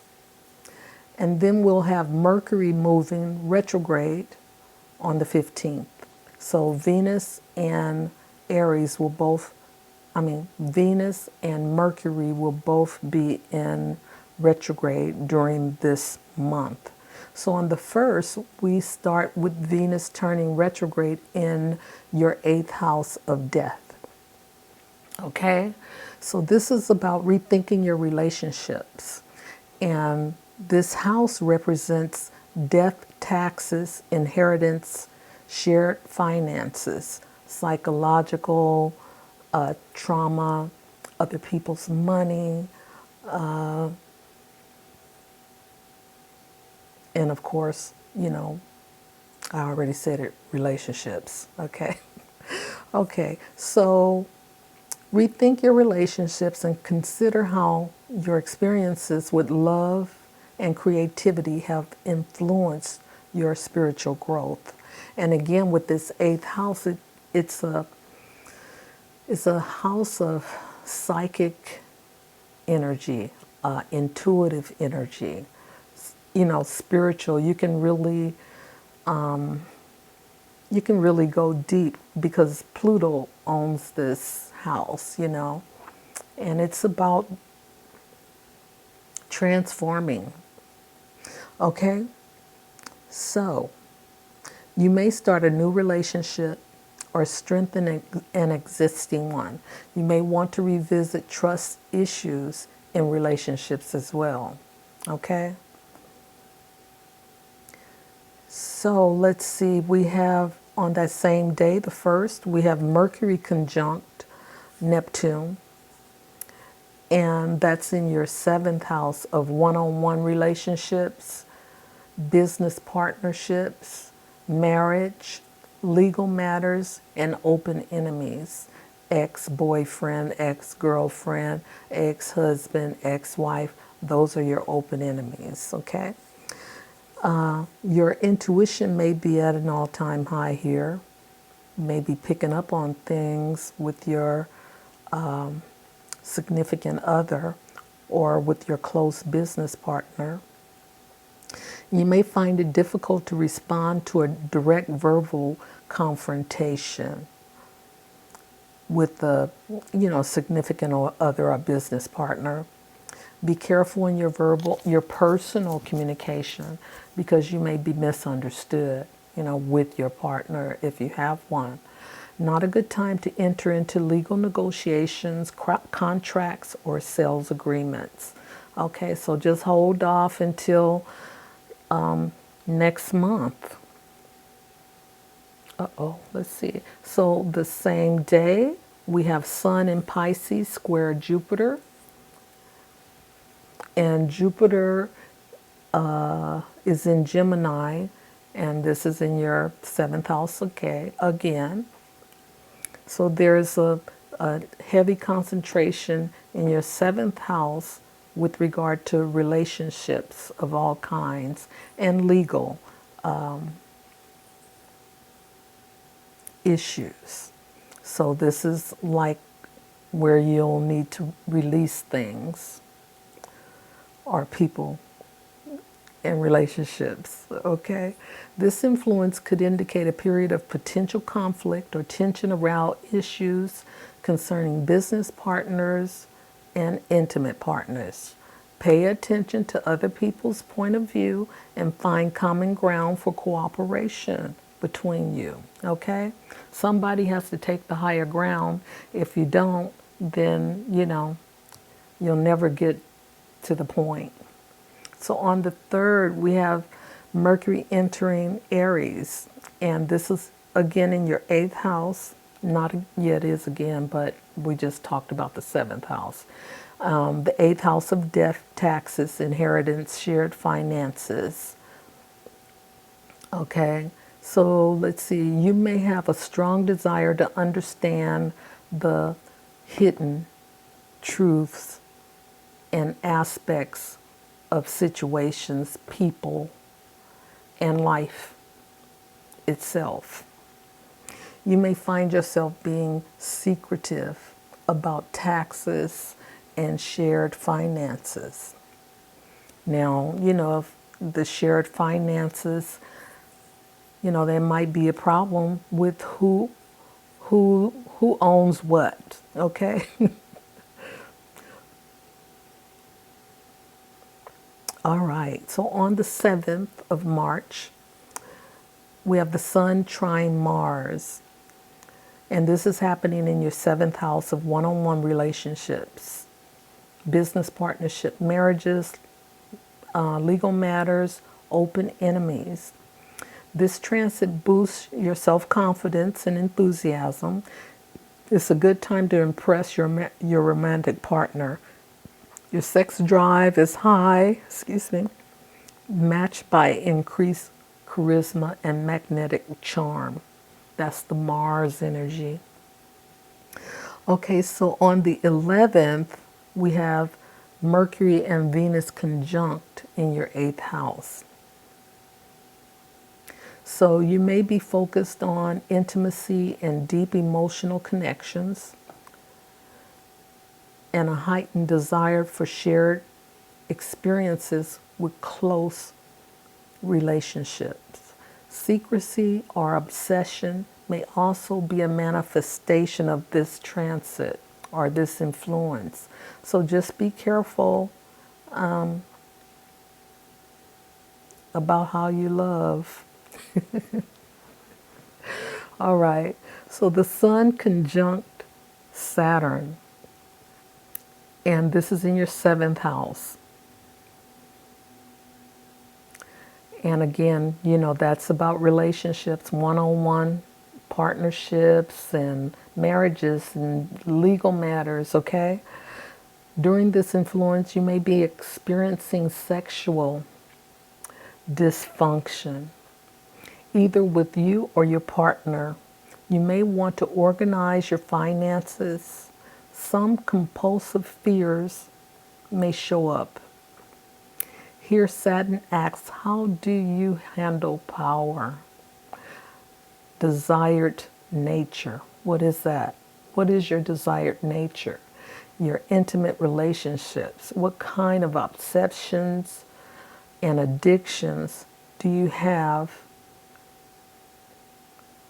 And also, what unhealthy attachments do you have? Okay? So with Saturn, he is asking these questions for you to recognize that whatever is not working for you, you need to let go. Okay?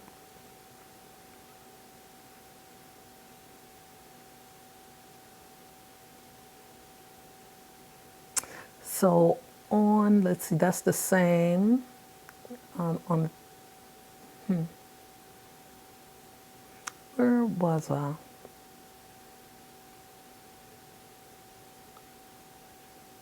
Okay, so on, it's the same day. We have the sun sextiling Uranus and a trine to the moon. This is happening in your seventh house again, and you're not very tolerant of restrictions. You know, if your partners are trying to place restrictions on you, this is not a good time. And you're not self-disciplined either, as well, because the sun is in Pisces. You may feel that keeping your individuality is more important than living up to the expectations of others. And you do have the ability to communicate that to those parties.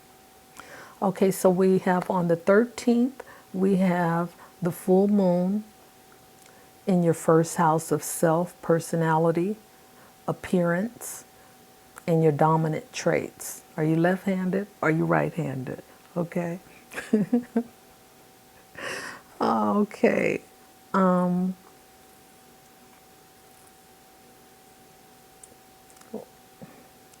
Okay. You are concerned about yourself, all right, with this full moon in Virgo. You know, Virgo is about the self. Virgo is perfect pictures, you know, want everything to be in its place. So here it's happening in your first house of self, okay, where you are concerned. And when dealing with others, your objectivity may be difficult to come by now because you can't see anyone else's point of view because it's you. And no one else, you know, makes sense. But anyway, that too will pass. So we have a total lunar eclipse at this same time.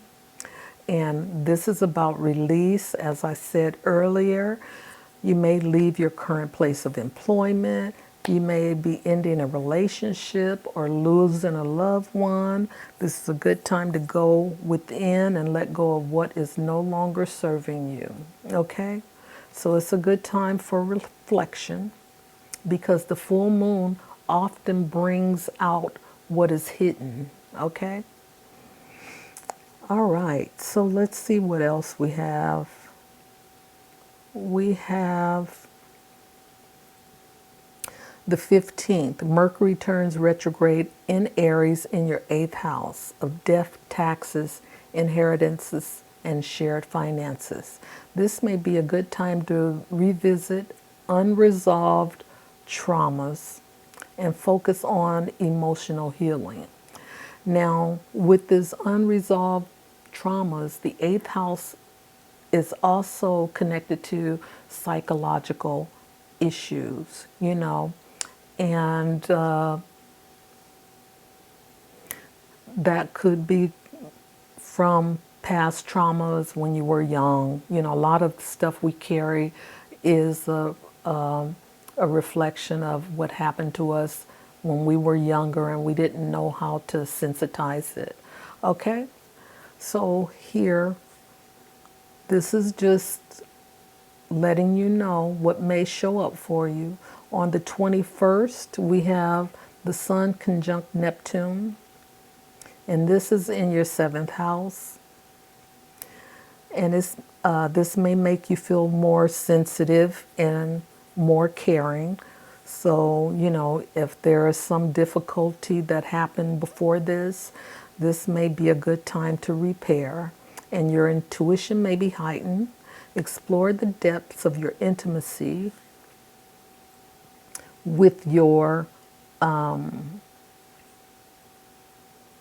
intimate connections, okay? And this is also a spiritual energy that you're experiencing, where you're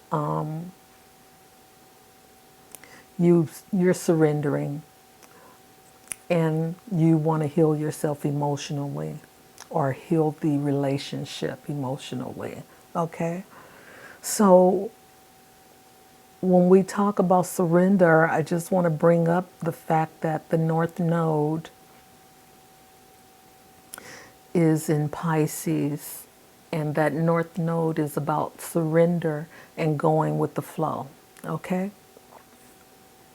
So this is what you can do is in your seventh house with your partners, surrender and go with the flow and allow yourself to heal emotionally. Okay, so that's 21st. On that same day, we have the Sun entering into Aries in the 8th house of death, taxes, inheritance. Under this influence, you might experience a psychological transformation. Some aspect of yourself or your life is transforming. Now, this is a good sign that you are connecting with the 9-year and the lunar eclipse and the solar eclipse, because you are, starting to make some changes in your psychological point of view. Okay? So on the 24th, we have the Sun conjunct Venus, and that's still in your 8th house. And you might be yearning for emotional closeness and some vulnerability in relationships. And you may be drawn to partners who challenge your intellectuality. Your intellectuality. And I apologize. You may be drawn to partners who challenge you intellectually and emotionally. That's all I was trying to say. Okay, and on the same day, we have the Sun conjunct Mercury in your 8th house. And that's still the house of death, taxes, inheritances. So you may, your communication here may be direct and blunt when discussing personal issues, especially in regards to shared finances. That's Leo rising. Remember that. Okay, you don't have to change your tune just because you're talking about personal financial stuff. Maybe you're doing too much. But anyway, you have the opportunity or the option to change that if that affects you in any way. Okay, on the 28th, Venus moves back into Pisces and conjuncts Neptune in your 7th house of relationships. Okay? So this placement brings romanticism and idealism because there is a compassionate, almost etherical approach to love. and the lines are blurred between romance and spirituality. Okay, so that's Neptune in its spiritualness. And, you know, a lot of times with Neptune, we're not sure if this is real. You know, it might feel real at the moment because you're in it, because you're in the Neptune zone. But once Neptune leaves, where does that leave you? Okay, so that's what's showing up in the seventh house on the 28th. So on the 29th, we have the partial solar eclipse, and that represents letting go. This is in your eighth house, letting go of things that no longer serve you. So this is about you tuning inward and examining the deeper parts of yourself, which is something that you can do because it's in your eighth house. And the eighth house is about psychic energy, intuitive energy. You know, you can be connecting, you know, on a different frequency with other people. Okay, so this is, you can let go of things here. And this is also about, you know, feeling safe, secure. You might be thinking about what is that makes you feel safe? What do you need to feel safe? So we already discussed the letting go. We have the super new moon in Aries at the same time in this house. It's time to set your intentions for fresh starts. You might be drawn to unusually intense people or powerful people, you know, around this time. Okay, but you know, it's the new moon, and hey, you just go with the flow. Now, on the last, on the 30th, this is what I have for you. We have Mercury returning to your seventh house, and then we have Neptune moving to Aries. Okay? Neptune moves to Aries, and we'll talk more about Neptune in April. Okay? So, Virgo rising, this is your forecast for the month of March. And until next time, love you. Bye for now. Hello to my beautiful Librans out there. Welcome to my channel, A Magnificent Flow. This is your general forecast for March 2025. Welcome. I am your friendly astrologer, Sharon. And again, this is your forecast for March 2025. Okay, Libra, if you didn't watch the introduction, I pointed out about this year being a 9-year. Okay, and with the 9-year, it represents letting go, closing things out, endings, okay? And this month is the start of eclipse season. And with eclipse season, there is endings, letting go. We have a total lunar eclipse at the full moon. And we have a partial solar eclipse at the new moon. So there is an intensity of energy wanting us to let go of things that no longer serve us. Okay? And what that is, it depends on you. You know, what you need to let go, what is weighing you down the heaviest. Because we are changing frequencies and it's becoming lighter. So our energy bodies need to be lighter as well. So letting go of that heavy earth energy that we've been holding on since birth, you know, sometimes it takes us to look around to so it's a soul search. Sometimes it takes us some soul searching to find out what's bothering us. You know, why do you keep thinking about this or that?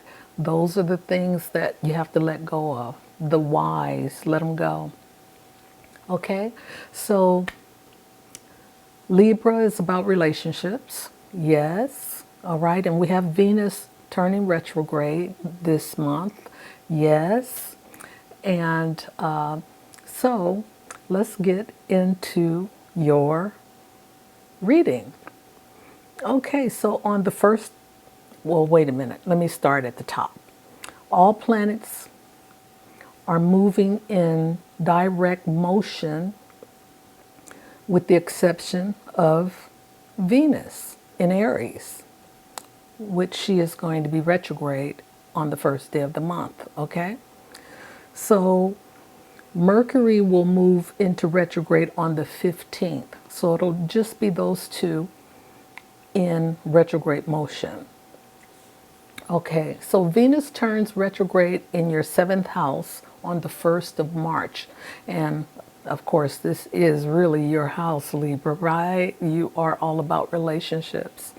Okay, and this is about one-on-one relationships, business partners, marriage, legal matters, and open enemies. All right, we have where you need to rethink your relationships and consider how your experiences with love and creativity has influenced your spiritual growth, okay? Because this is a time of tapping into a deeper source, okay? Not just something on the surface, but because we are going through a change on the planet, we're talking spiritual growth. You may start in a new relationship or strengthen an existing one. You may want to revisit trust issues in your relationships as well. Okay, and on that same day we have Mercury. Why does this do me like that? I'm sorry. Same day we have Mercury conjunct Neptune, and that's in your 6th house of health, okay? Work routines, illnesses, pets, and colleagues. Your intuition may be high right now, and you may find it difficult to respond to direct verbal confrontations with subordinates or peers. Be careful in your communication because you may be misunderstood. Not a good time to enter into legal negotiations, contracts, or sales agreements. Okay? So with not Mercury, but Neptune makes things murky. You're blinded with the rose-colored glasses. Everything is rosy. But when the fog leaves, then you find the real issues, okay? So we have the Sun in Pisces squares Jupiter on the 1st as well. And this is in your 6th house again. This influence could indicate a period of potential conflict or tension around issues concerning projects, peers, or subordinates. Pay attention to other people's points of view and find common ground for cooperation. Okay? Now, on the 3rd, Mercury enters Aries, and that is in your house of relationships, the one-on-one, the partnerships, the marriage, the legal matters, and the open enemies.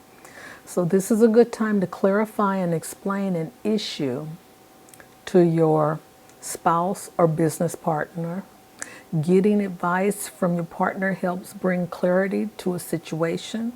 This is also a good time to consult a specialist about any matters of concern, whether it be legal, personal, or business. Okay?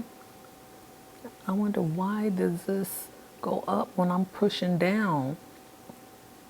Okay, on the 7th, we have the Sun trine Mars. And this is happening in your 6th house as well. So there's a concentration of aspects happening in your 6th house. So Libra rising, take care of your health, okay? Let's see. This transit boosts your self-confidence and enthusiasm.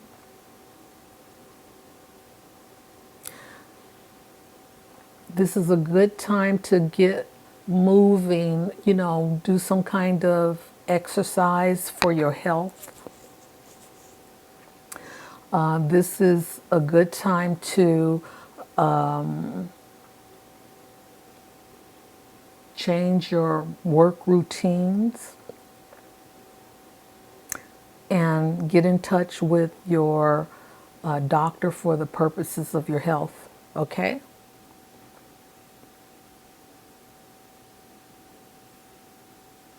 Now on the 11th, we have Mercury and Venus in your 7th house. They're conjunct. And this is about your one-on-one relationships. This is your house. Let's see. Yeah.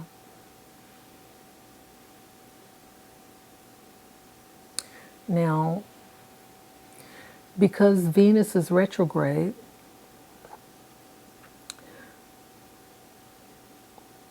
you may be rethinking your focus on intimacy, deep emotional connections, and heightened desire for shared experiences with close relationships. Okay? Maybe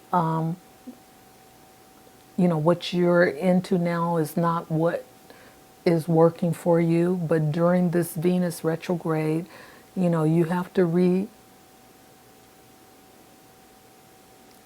and reassess, what is working and what isn't. Okay, and then on the 11th, we have the Sun conjunct Saturn, and this is also in the 7th house. During this influence, you may be experiencing some dysfunction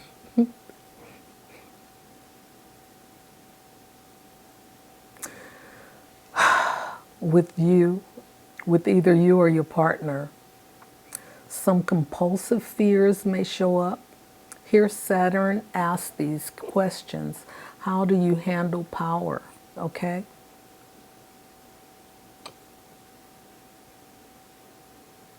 How do you deal with your intimate relationships?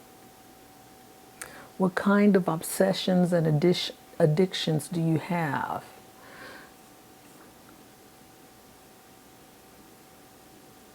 Okay, so those are things that you can soul search, Libra rising, for yourself. We have the Sun sextile in Uranus, trines to Mars, to the Moon, sorry. This sextile is happening in your 7th house. So you're not tolerant of any restrictions because of Uranus is the freedom. And you're not self-disciplined either because of the sun in Pisces. You may feel that keeping your individuality is more important than living up to others' expectations. And you want to voice that. And yeah, this is a good time to do it. It's in your seventh house. Okay. So we have a full moon on the 13th and a total lunar eclipse. And as I said before, the total lunar eclipse is in your 12th house because this is Libra.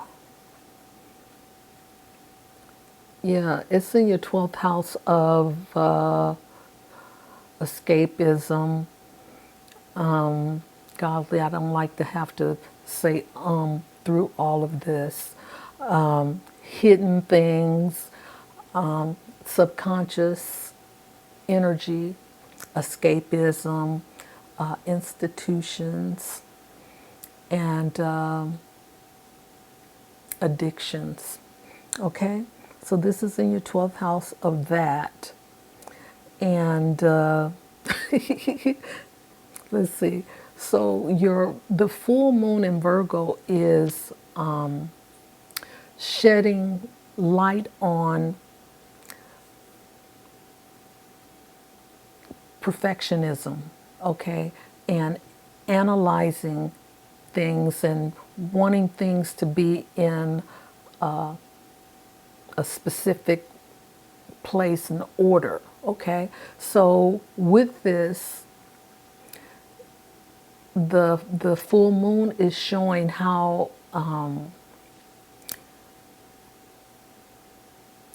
attached you are to that type of actions, are analyzing things through and handling things all on your own by yourself. So this is part of this release process for you because it's time for you to let go of that way of thinking, to a degree where, you don't have to do it all yourself. You can, plan and organize things and allow other people to be a part of that project. I'm just saying that is just like a way to look at how Virgo acts. And in the 12th house is lighting up those acts so that Virgo can, release some of that energy that is not helping. Okay? So then we have the total eclipse on that same day, and that's letting go. Okay? Just releasing. This total lunar eclipse is going to help Virgo move that energy. But I'm talking to you, Libra rising, okay? Because you have Virgo in your 12th house. All right, so then we have on the 15th, we have Mercury turning retrograde in Aries in the 7th house. Okay, so there may be some communication problems, legal issues, delays, and frustrations. I didn't want to say rude behavior, but I'm going to go ahead on and say that could be because we're dealing with Aries, and Aries tend to speak before thinking. Okay? So on the 21st, we have the Sun conjunct Neptune, and this is happening in your 6th house. And this is your house of health, work routines, illnesses, pets, and colleagues. Now, this is a time where, Neptune is showing compassion towards your peers, subordinates, and authority figures through you. You may want to cultivate empathy and compassion in your interactions with others, okay? The sun is entering Aries in your seventh house. The sun is, yeah, okay. This is, you might face arguments and differences within your marriage, with your marriage partner, there is. And be aware of codependency. You may find your relationships with others, with you may need to find balance in your relationship with other areas of life, okay? You don't want to work too much, you want to balance that out. You may need to consult with a therapist in regards to your relationships and or an attorney in regards to some legal issues. So on the 24th, we have the Sun conjunct Venus, and that's in your seventh house as well. Venus is retrograde.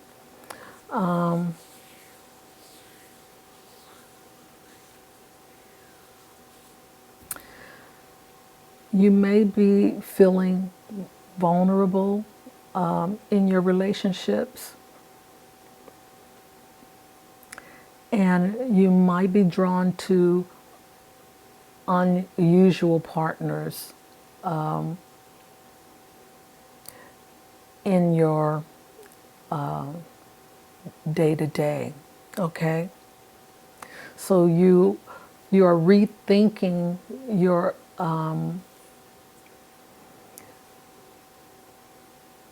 attachments, your emotional attachments with other people in your relationship space, okay? So let's see, we have Venus moves back into Pisces in your sixth house, okay? And we already talked about Pisces. So we have, on the 29th, we have a partial solar eclipse. And this is happening in your seventh house of relationships. So this is new beginnings and endings, letting go, those kinds of things. So with this partial solar eclipse, maybe there are some relationships that you are in that are coming to a close now, okay?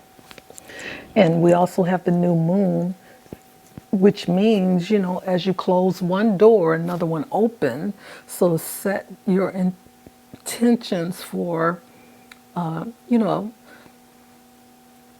new start or a fresh start in your relationships. Ooh. All right, so then we're close.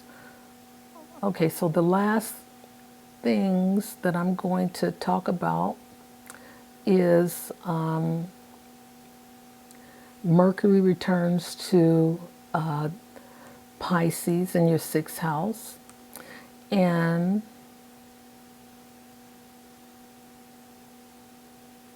let's see, then we have Neptune moves into Aries.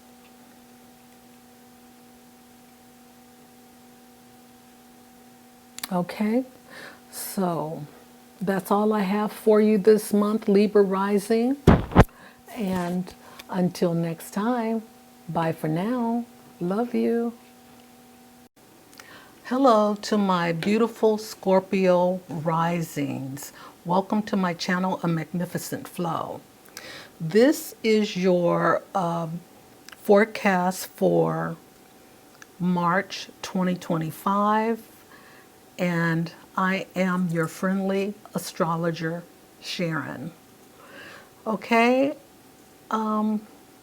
if you didn't watch the intro, I want to share with you that this is a 9-year, 2025 is a 9-year. And 9 years represents endings, letting go, departures, things of that nature. Okay? And we are in eclipse season as well. And eclipses are also talking about letting go, of things that no longer serves us. So we have at the full moon on the 13th is a full moon in Virgo and a total lunar eclipse. Okay? So normally, wherever Virgo is in your chart, that's where you need to start looking at letting go of things there. Okay? But we also know that Virgo in particular is about analyzing things, perfect pictures, and organization. Okay? So, with that, you know that if you are over analyzing things or wanting to do things yourself instead of allowing other people to be a part of the team, then this is what you need to start looking at for yourself and letting go of some of that isolation energy. Okay, and Scorpio rising, I have a message from Source. Came through this morning and through my meditation as well. Yesterday, I started working on your video, but the sound went out. So I had to recharge, and today is another day. But this morning, the message came through. So I just want to share with you that you have a large block in your fourth chakra, which is your heart. There is some fear energy that's coming through your third chakra, which is your solar plexus. And this energy is about not having enough or coming from a place of lack. And I also see that there's something that happened to you in your past where you didn't have enough, and now you may feel like there's some things going on that may jeopardize your livelihood. Okay? So just know those are pictures and you can release them and move on. Okay? So I just wanted to share that with you, wanted to make sure that you know this message is coming through for you. Okay, so let's get into your forecast. All planets are moving direct motion, with the exception of Venus is retrograde on the 1st of March in the sign of Aries. Okay, and then we have Mercury moving into retrograde on the 15th of this month. So March 1st, Scorpio rising, we have Venus turning retrograde in your sixth house of health, work routine, illnesses, pets, colleagues. Okay, so you might be inclined to reflect on your work. What are you doing? Is this what you want to do? Your daily habits and your relationships. Okay, because the Venus represents relationships, and these relationships could be your work relationships that you have with the people in your environment. You may also reevaluate your work-life balance or restructure your schedule. Okay, so that's the first part of March. And We have on that same day Mercury conjuncts Neptune, and this is in your fifth house of children, creativity, risk taking, sex, and fertility. Okay? So you may find it difficult to respond to to a direct verbal confrontation that you may experience with a loved one or a romantic partner. Okay, and the loved one could be children because this is the house that represents children. Okay, and also play close attention because your intuitive nature is more keen than normal with Neptune here in your fifth house, okay?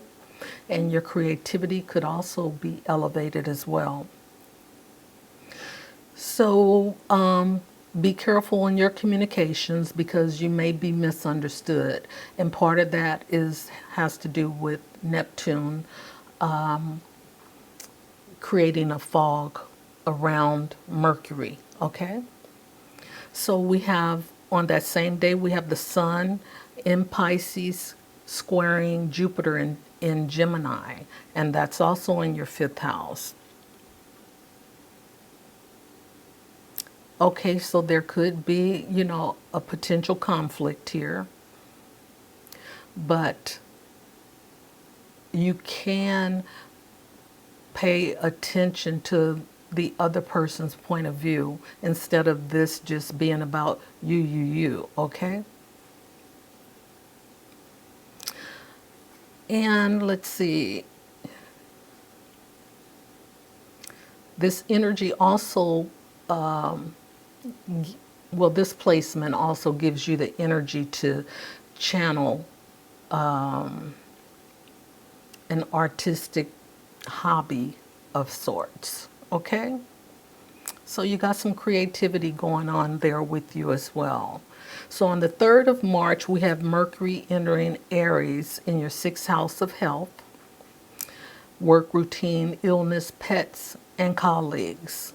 Under this influence, this is a good time to clarify and explain any issues that arise in your workplace with your peers or subordinates, okay? Getting advice from your authority figures help to bring clarity to a situation if that arises.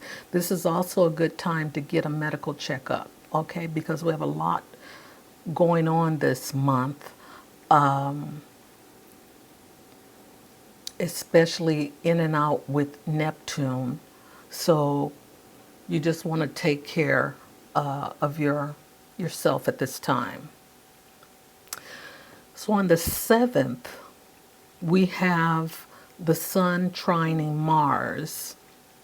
This trine is happening again in your 5th house of creativity, children, risk-taking, sex, and fertility.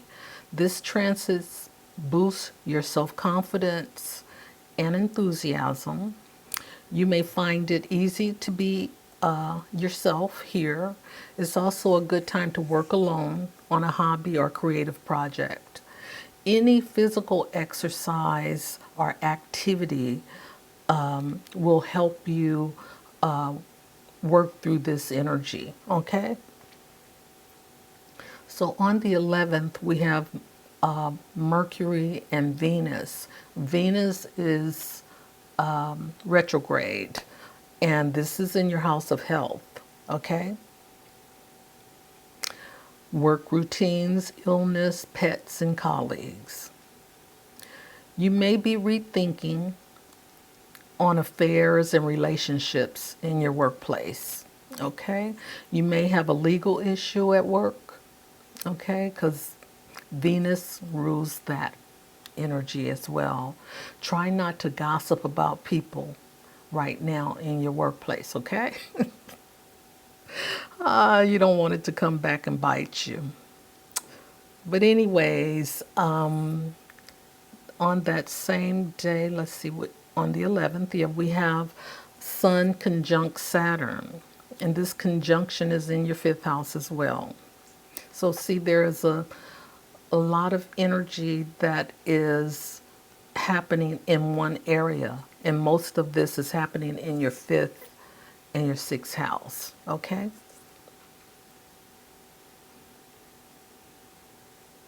So during this influence, you may be experiencing sexual dysfunction. And, you know, the fifth house is the house of romance.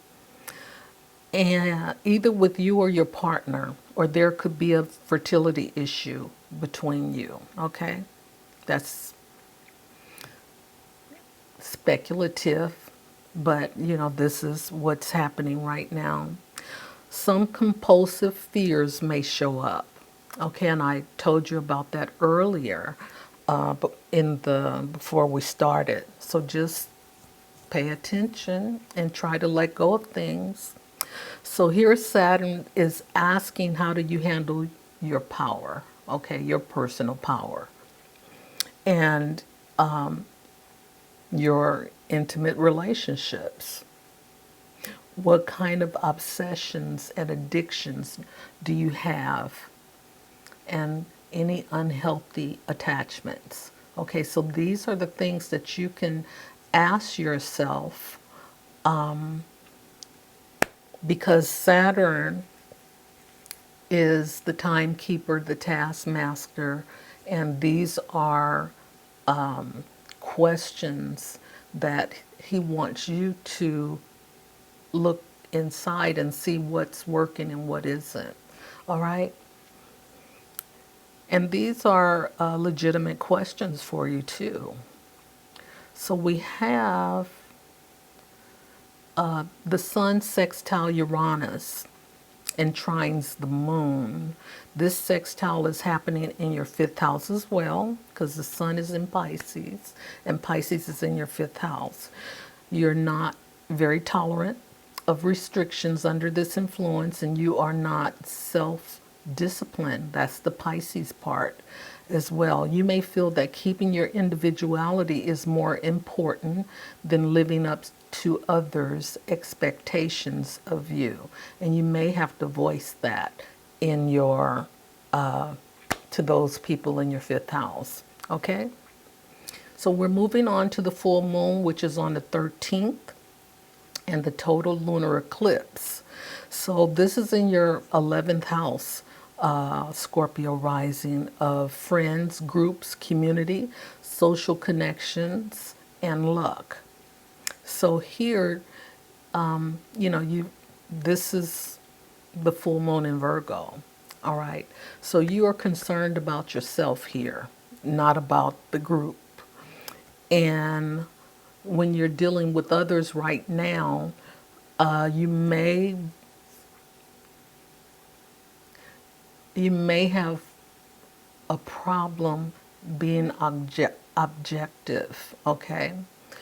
Because you can't see the other person's point of view, because it's like me right now. All right, but this too shall pass. This is only a couple of days because it is a full moon. And then we have the total lunar eclipse. This is about endings, okay? As I said before. So, you could leave your place of employment. You could be ending a relationship or losing a loved one. But this is a good time to go within and let go of what no longer serves you, okay? Let it go.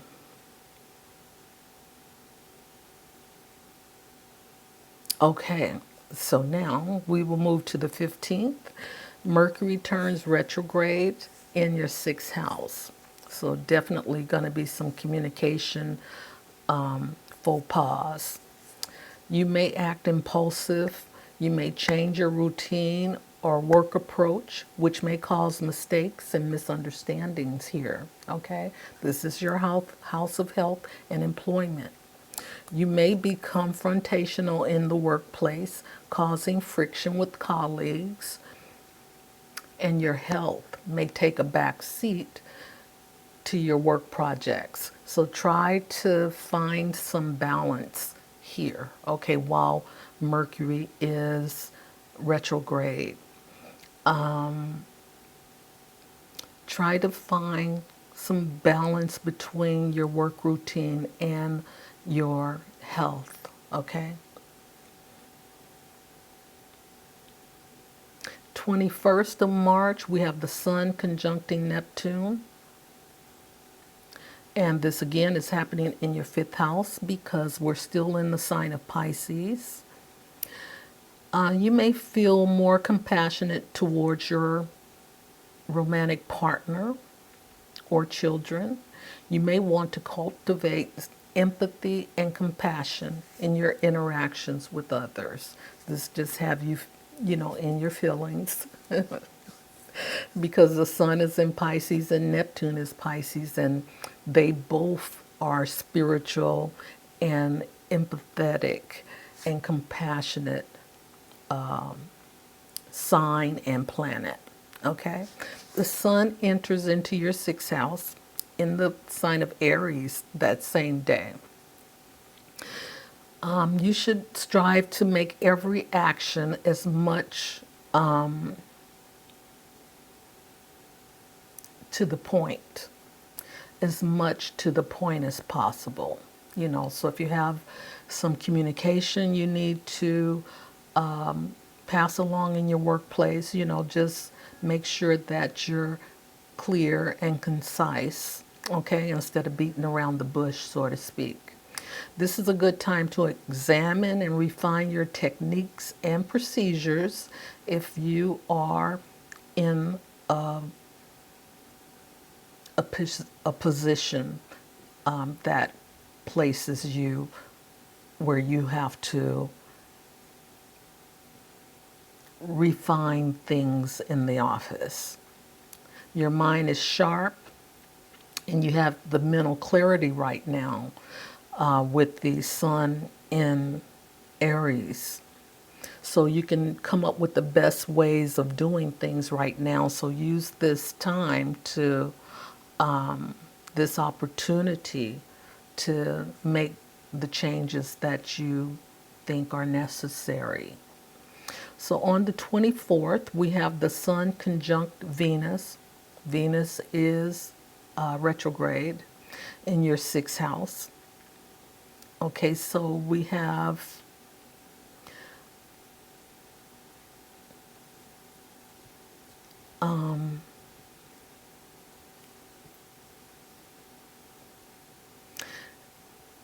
your physical health is in good shape here.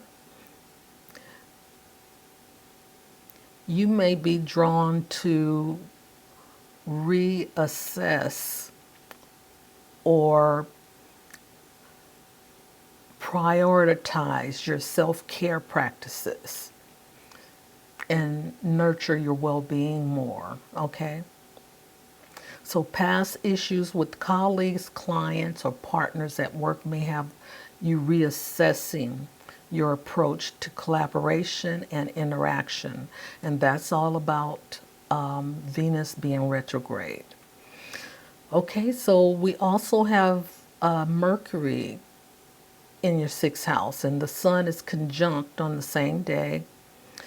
And this is, let's see, your close relationships with colleagues, clients, and partners may be challenging because of miscommunication, overthinking, and a tendency to analyze projects excessively.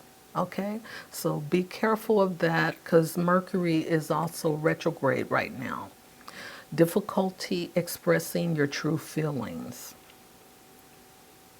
Okay, so then we're going to move on to the, let's see, the 28th. We have Venus moves back into Pisces, and this is in your fifth house. When did the sun go into, the sun enters Aries on the 21st. Okay, so Venus moves back into Pisces in your fifth house. Yes.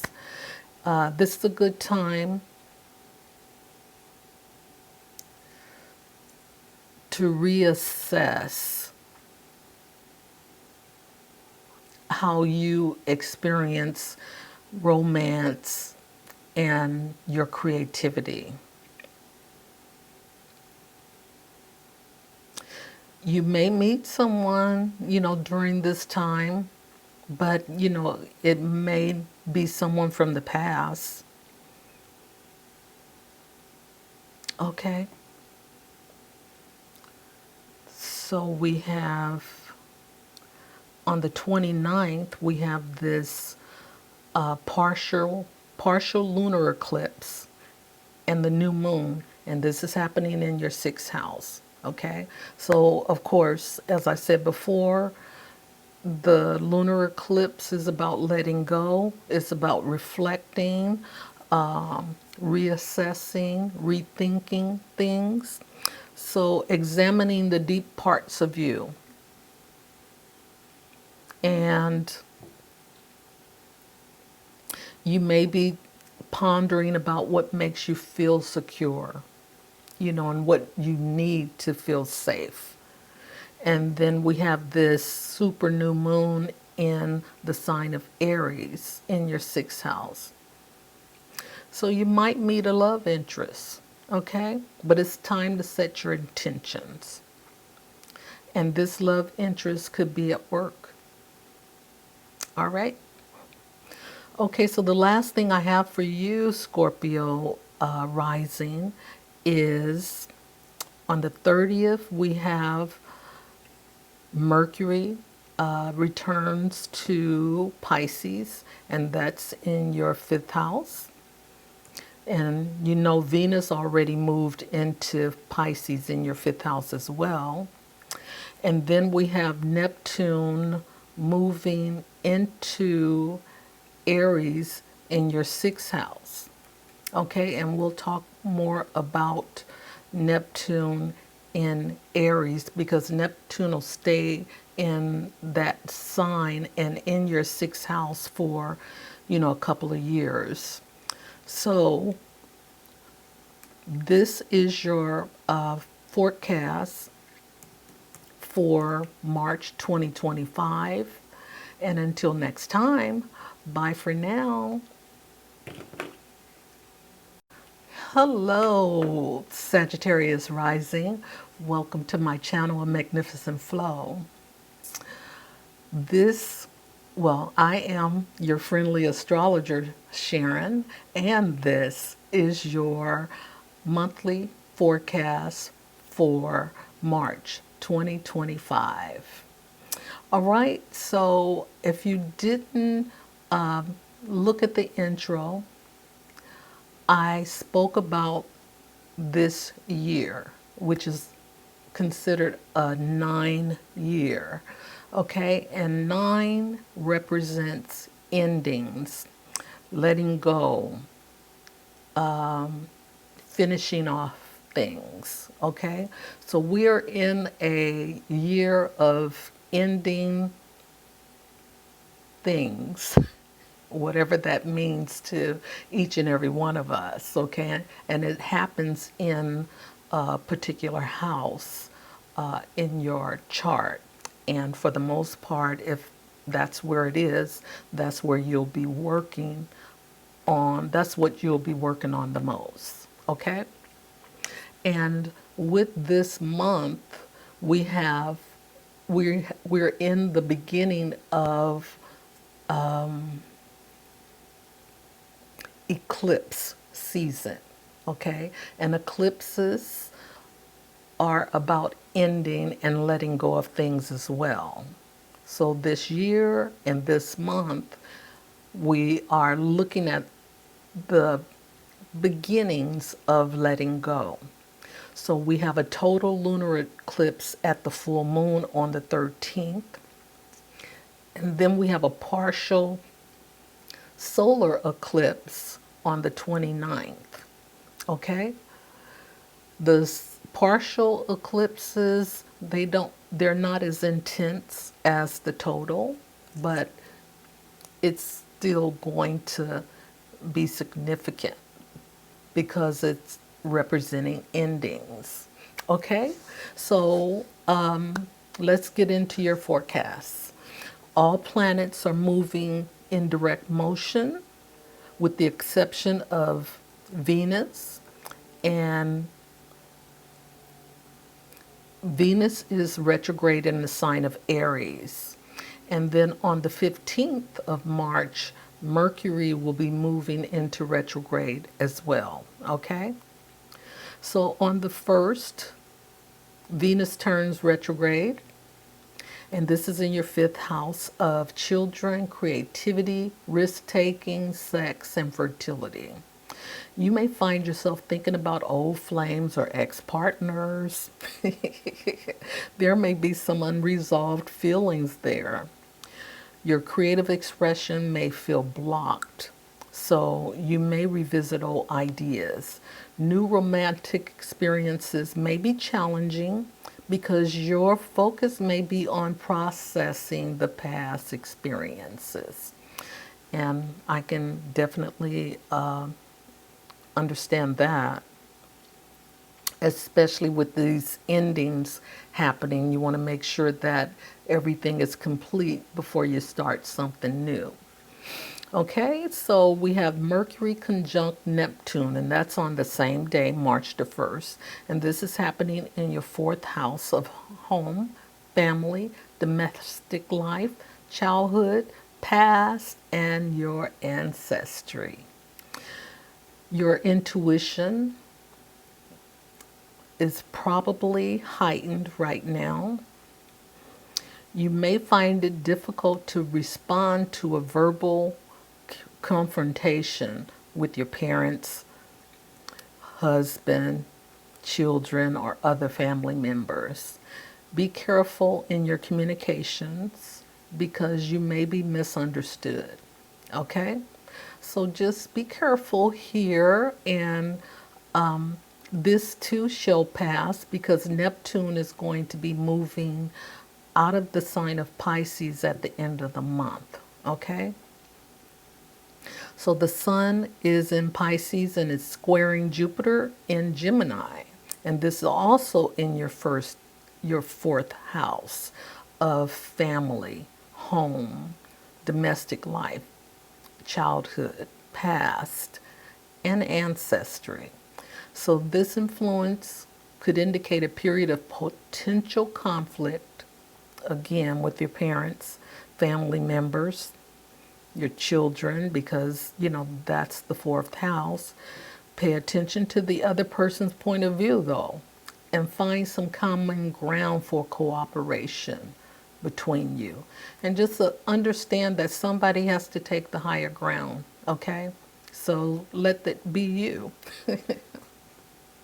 All right, so on the 3rd of March, we have Mercury entering into the sign of Aries, and this is in your 5th house of creativity, children, risk taking, sex, and fertility. So this is a good time to clarify and explain an issue to your romantic partner or to your children, because this is the house of children as well. Getting advice from not from your authority figures, but getting advice from a specialist. Okay, getting advice from a specialist would be helpful if it's that serious. All right, so let's see, on the 7th, we have the Sun trines Mars. And this is happening in your 4th house of home, family, domestic, life, childhood, ancestry. So this transit, it boosts your confidence and enthusiasm. And here at home, you may find it easy for you to be yourself. You may you may have an abundance of energy because we have Mars here, and you may need an outlet. So work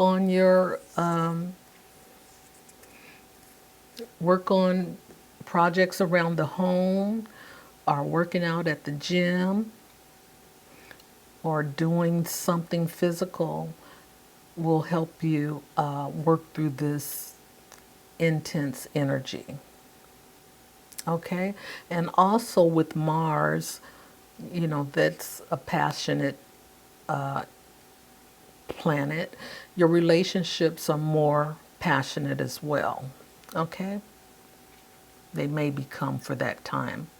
Then on the 11th, we have Mercury and Venus conjunct in Aries in your fifth house.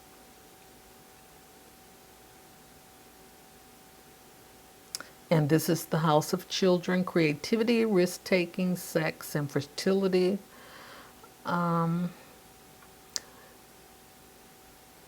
You may be focused on your relationships with your romantic partner or with your children, because this is the fifth house. Misunderstandings, mixed signals, and difficulty expressing feelings can arise. And this is not the time for risk taking, okay? Because Mercury could also be the trickster. And I want to remember that Venus is retrograde.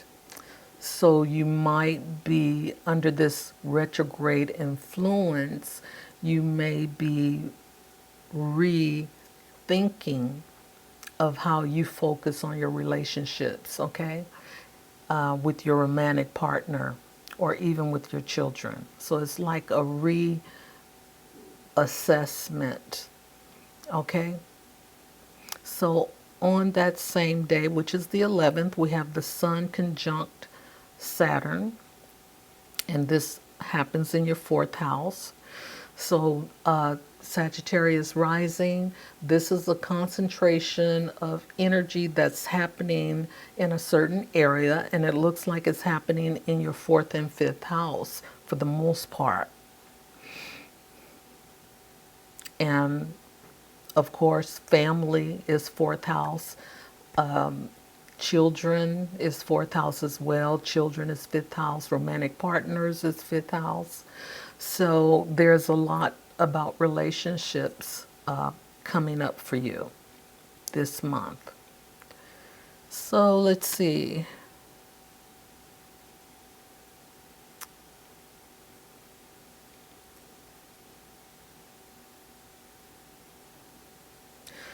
Okay, so with this energy, it's in your fourth house of home, family, domestic life, childhood, and ancestry. You may be feeling a need for putting down some roots. You may feel a sense of belonging, wanting to have a place with, family and inclusion of your loved ones. So putting down roots is here, and you may decide to move or make changes to your living conditions.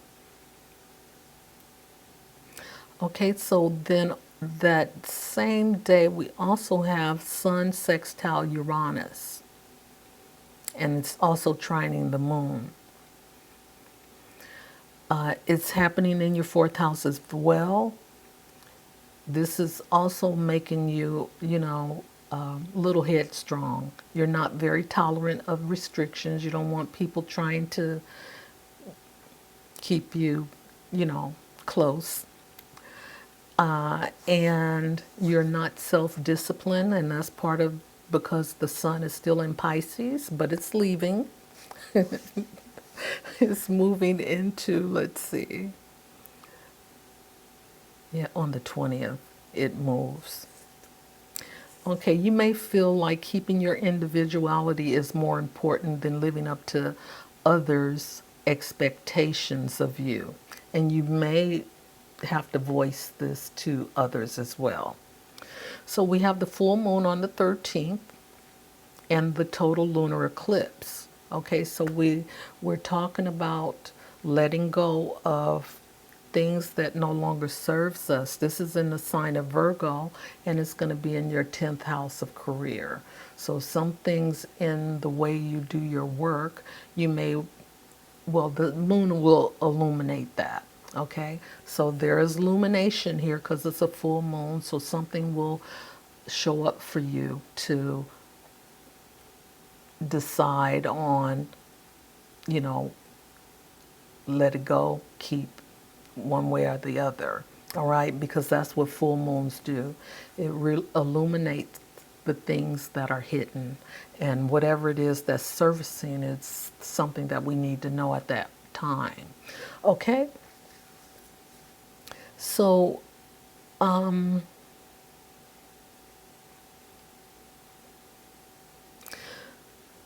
in this space, you're concerned about yourself, and you may not be objective.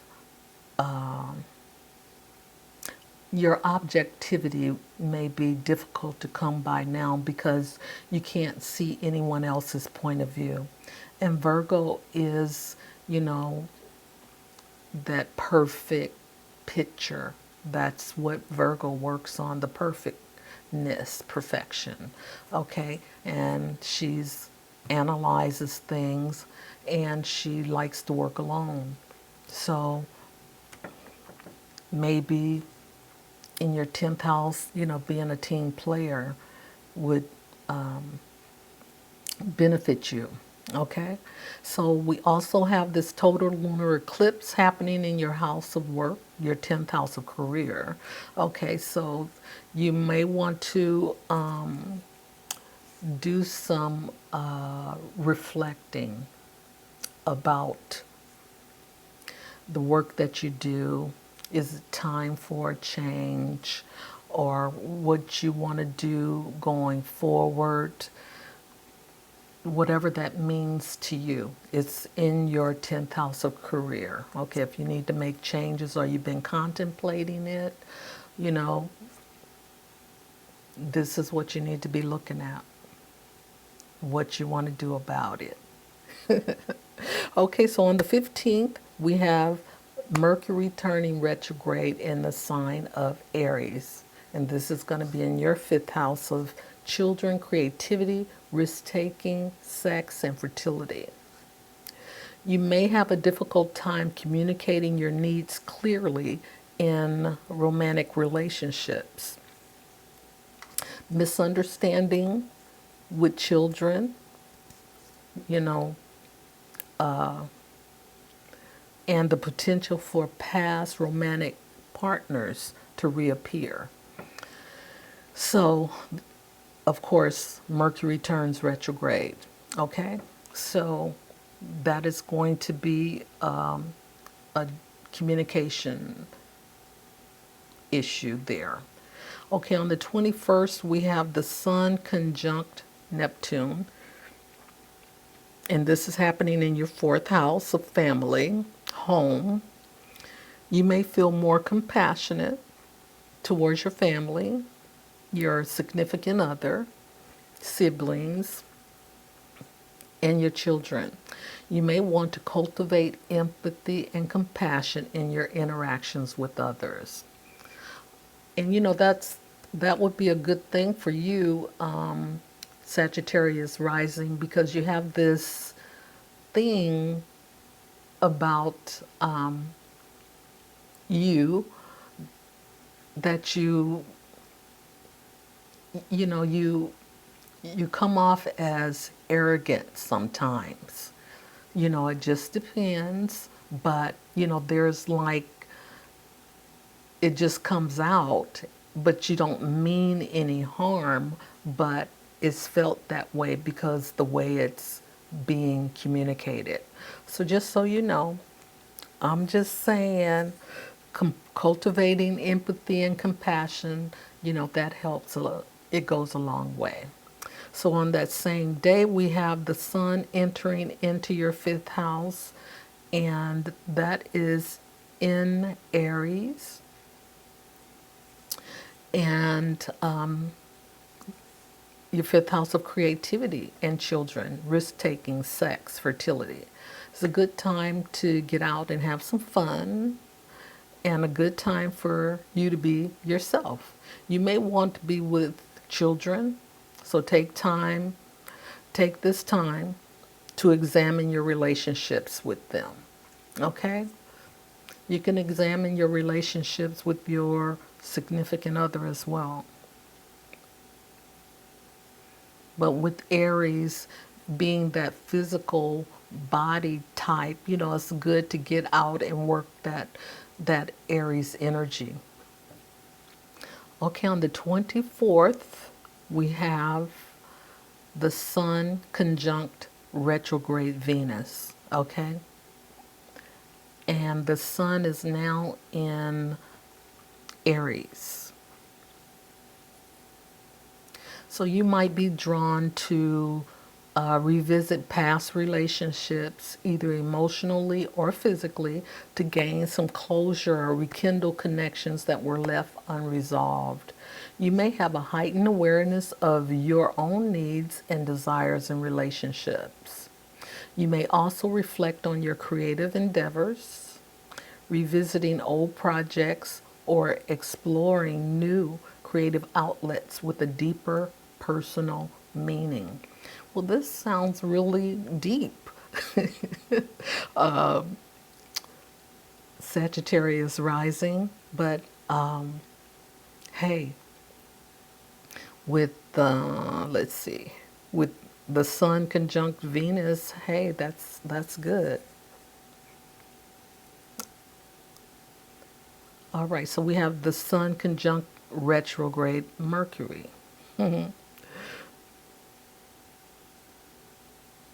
Okay, your close relationships with romantic partners or children may be challenging because of miscommunication, you overthinking things, and having a tendency to analyze things excessively. And it's difficult for you to express your true feelings during this conjunction. So don't, if you're having a problem, wait until it passes. On the 28th, we have Venus back in Pisces. And it is conjunct Neptune. And Venus is retrograde.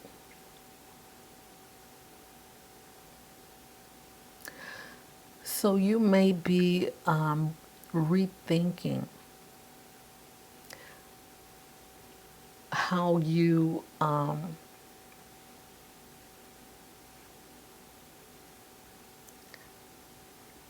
how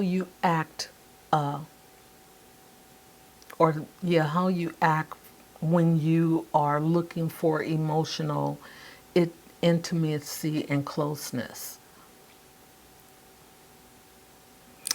And you're looking at or thinking or rethinking, reassessing, reevaluating your deeper connection with family members on a spiritual level. Okay? And you may have a tendency to romanticize your family or home life, potentially overlooking underlying issues or conflicts. Okay? So just be aware. And like I said, at the end of the month, Neptune is moving into Aries. So this cloud of fog is going to lift up and away from your fourth house. It'll just be in another house, but it may not be so bad. Okay, so on the 29th, we have a partial solar eclipse and we have a super new moon in the sign of Aries, and this is in your fifth house. Oh, Neptune is going to be moving into your fifth house. Wow. That's really going to put some fog over your relationship space. Is it real or is it not? So, anyway, you're not there yet, but you will. The partial solar eclipse, turning within, examining the deep parts of yourself, letting go of things that no longer serves you, what makes you feel safe, and let's see, yeah, what makes you feel safe. And let's see, with this new moon in your fifth house, so it could be a fresh start in relationships, or you may meet a new love interest. Okay, so whatever your intentions are, set your intentions for what you want, because it's going to be in that fifth house. So set your intentions about children, creativity, risk taking, sex, fertility. Those are the things in that house. Hobbies as well. Okay, so we have on the 30th, I have just two things.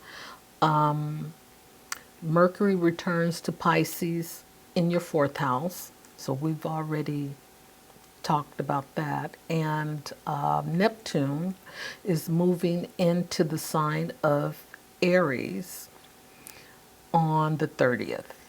All right, and that will be in your fifth house.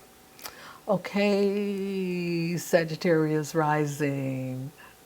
This is your forecast for March 2025. And until next time, bye for now. Love you. Hello, lovely Capricorn risings. This is welcome to my channel, A Magnificent Flow. And I'm your friendly astrologer, Sharon, and this is your monthly forecast for March 2025. Welcome, welcome, welcome. Now, if you didn't look at the intro, I want to share with you that this year, 2025, is a 9-year, okay? And the 9-year represents endings, releasing, closing things out, and letting go, okay? And this month is the start of eclipse season. And eclipse season is also about letting go of things that are no longer serving us, okay? So we start with the full moon this month with the total lunar eclipse, okay? And then at the new moon, we have a partial solar eclipse, which is not as intense, but it's still there to help us let go of things that we need to let go of, okay? So just so you know, we'll get right into your forecast, Capricorn rising. All right, so all planets are moving in direct motion with the exception of Venus. She's retrograde in the sign of Aries on the first day of the month. And then we have Mercury moving retrograde starting on the 15th. But it's already in a shadow. So, in shadow, it could do some damage as well, but we'll do our best this month. Okay, so Venus turns retrograde in your fourth house of family, home, domestic life, childhood, and ancestry. Okay, you may revisit past emotional trauma or family dynamics, okay? You may have on your mind what makes you feel secure. You may think about whether your needs are being met in your relationships. Okay? So I can understand that. That's Venus and she's retrograde. She's all about relationships, okay? Of all kinds. Now, on that same day, we have Mercury conjunct Neptune, and this is happening in your third house of communication, your siblings, your close friends, neighbors, and short trips. Now, this influence could indicate a period of potential conflict with your siblings, friends, or neighbors. Pay attention to the other person's point of view and find some common ground, okay, for the cooperation. So take the high road. Now, on the 3rd, we have Mercury moving into the sign of Aries, and this is in your 4th house. This is a good time to clarify and explain an issue to your romantic partner or family member. Getting advice from a specialist helps to bring clarity to the situation, okay? Now, we have on the 7th, we have the Sun trining Mars.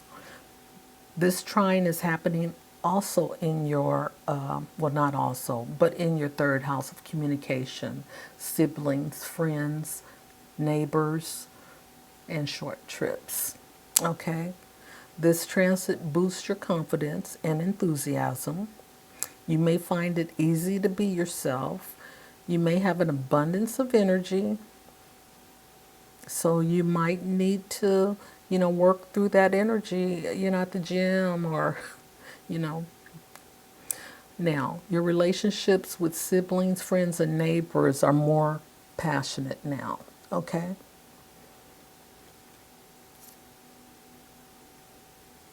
Now, Mercury on the 11th is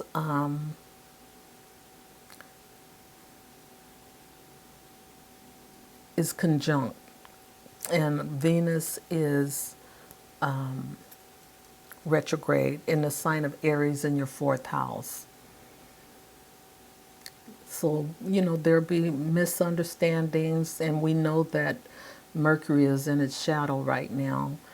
Mixed signals and difficulty expressing feelings can arise within the family, okay, causing tension in the home. Old emotional baggage could resurface with the family that needs to be addressed. You may feel like making changes to your living space. You may feel that the need to reassess your relationship with your parents or significant other or, family member. So we have on that same day, let's see, that's on the 11th, we have the Sun conjuncting Saturn. And this conjunction is also in your 3rd house of communication. Your communication style may be more reserved and thoughtful, but serious. And this could happen can show up in your workplace. You may want to develop new skills. And you may have a strong sense of responsibility and duty towards your, work environment because it represents communication, your siblings, close friends, sometimes taking on a leadership role. You may take on a leadership role within your immediate circle or even, at work. So we have the sun sextile Uranus and trine to the moon. The sextile is happening in your third house. So you have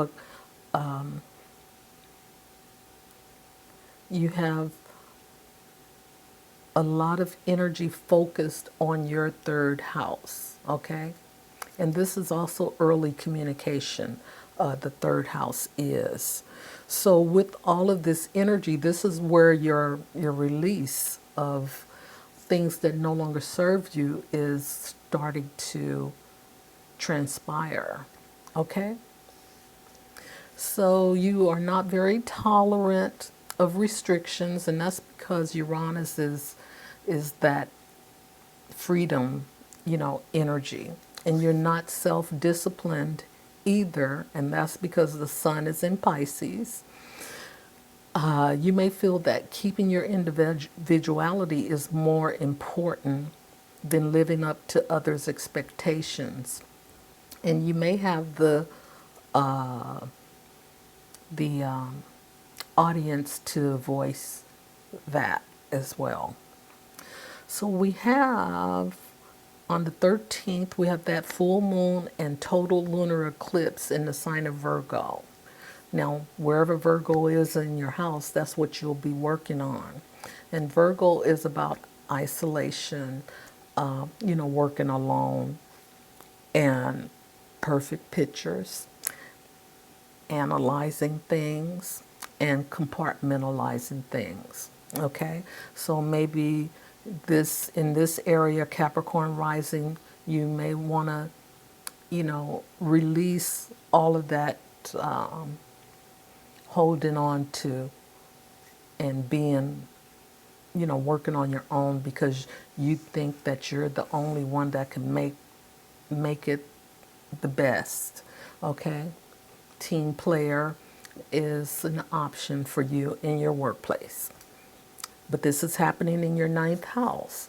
But, communication is what it is. And when you have information and you know that you need to do that, you can populate that. But anyway, in your ninth house of religion, philosophy, beliefs, higher education, foreign travel, publishing, and teaching. So here you're, concerned about, about yourself and what you know about, your religion, your spirituality, your belief system, do you know that to be your truth? Okay. However, there are, other people who can chime in, but you know, you're too focused on yourself to the point where you can't hear other people's points of view. Okay? So just know, this is happening, if you're in higher education, getting your education, you might be doing this self-talk about how perfect things should be. Is this the right way? Or, should I do it this way when you can easily get help? So if you're in this ninth house energy, you know that you need to let go of a lot of the analyzing, okay? So we have that total lunar eclipse happening as well. And this is about letting go. So there might be some things ending here. You may look for a new job or may leave your place of employment. You may be ending a relationship, or you may be losing a loved one. But this is a good time to, check in with yourself, like reflect, do some meditation here. You're in your ninth house. And and kind of connect with your higher self. Okay?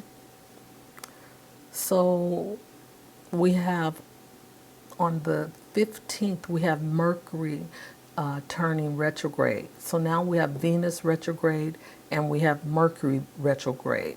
And they're both in the sign of Aries. Okay? So this is affecting your home in your fourth house of family, home, domestic life, childhood, and ancestry.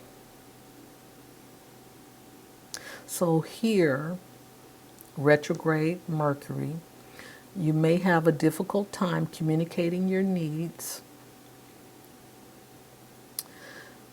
clearly in relationships with your parents, misunderstanding with family members, and the potential for past partners to reappear. Maybe you have some unfinished business, that you may want to work through. Okay, so on the 21st, we have the Sun conjunct Neptune. And this is also happening, not also, but this is happening in your third house of communication, siblings, friends, neighbors, and short trips.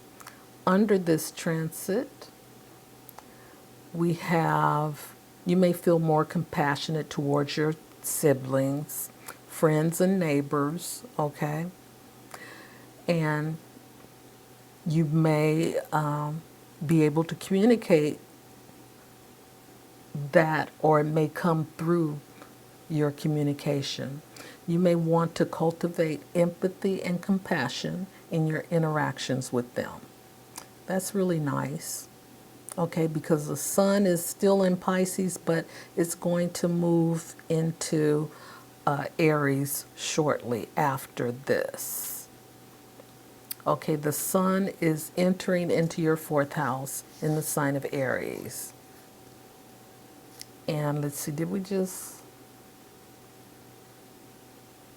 Okay, so it moved to your home, family, domestic life, childhood, and ancestry. It's a good time to get out and have some fun, or bring the fun to you. But it's a good time to be yourself. You may want to be with your siblings, close friends, and it's also a good time to examine your relationships. All right. We have the Sun conjunct Venus in your fourth house.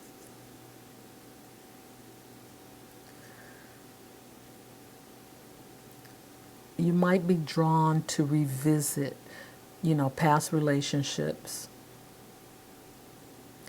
either emotionally or physically, to gain closure or rekindle connections that were left unresolved.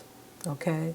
You may have a heightened awareness of your own needs and desires in relationships with your parents and family. You may also reflect on your creative endeavors, revisiting old projects, or explore new creative outlets with a deeper meaning. And that's because Venus is here, okay? And Venus likes to beautify things. So creativity is alive and well. But Venus is also, retrograde.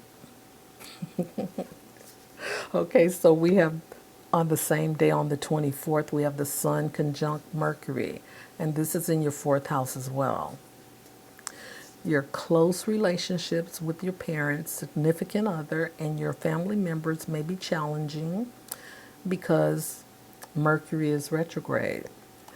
And that brings miscommunication, overthinking, and a tendency to analyze projects excessively. Now, with the sun being in Aries, Aries rules the head. So Aries have a tendency to be in their head. Okay? So difficulty expressing your true feelings could be a not a necessarily a problem, but it's just one of those things. All right, so on the 28th, we have Venus moving back into Pisces. And this is in your third house of friends, your house of communication, siblings, friends, neighbors, and short trips. So this is a compassionate placement because of Neptune and Pisces. And now Venus is in Pisces, and she's exalted in Pisces. She likes being there. So you may feel a heightened need for emotional intimacy. However, Venus is retrograde. And closeness within your siblings and friends, seeking a deeper connection with them on a spiritual level. And this is about, reassessing or reevaluating, how you express yourself emotionally in this third house. Okay, so on the 29th, we have a partial solar eclipse happening. And this is happening in your house of home, your fourth house, Capricorn rising. And this is home, family, domestic life, childhood, and ancestry.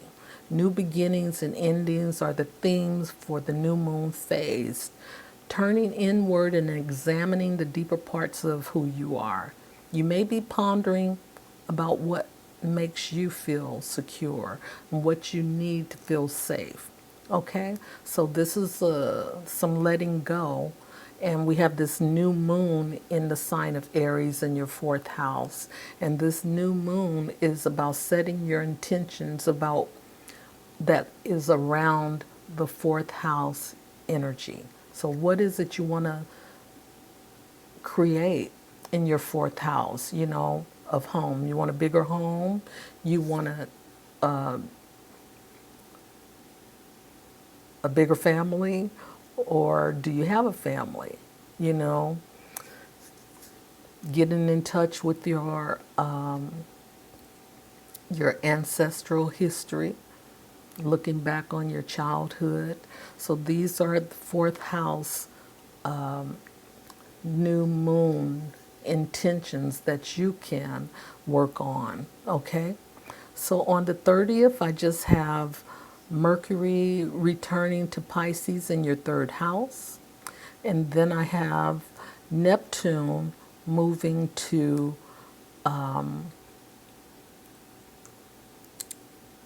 moving into Aries into your fourth house.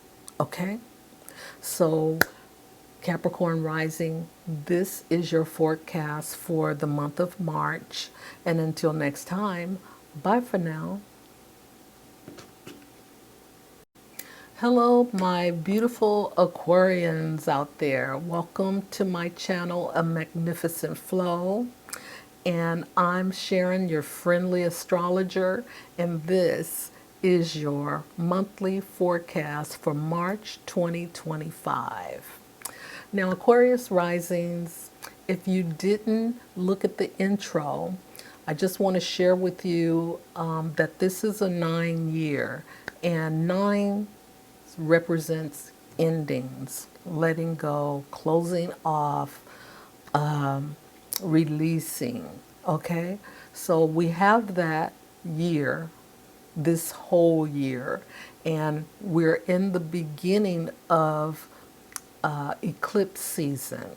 So we're having the first eclipse this month, and eclipses are about letting go, releasing what no longer serves us. Okay, and usually it'll take 6 to 9 months to review. Because once the next moon come around, where this eclipse was, like the full moon.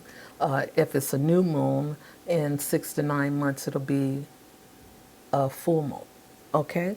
But that's where we'll see the results.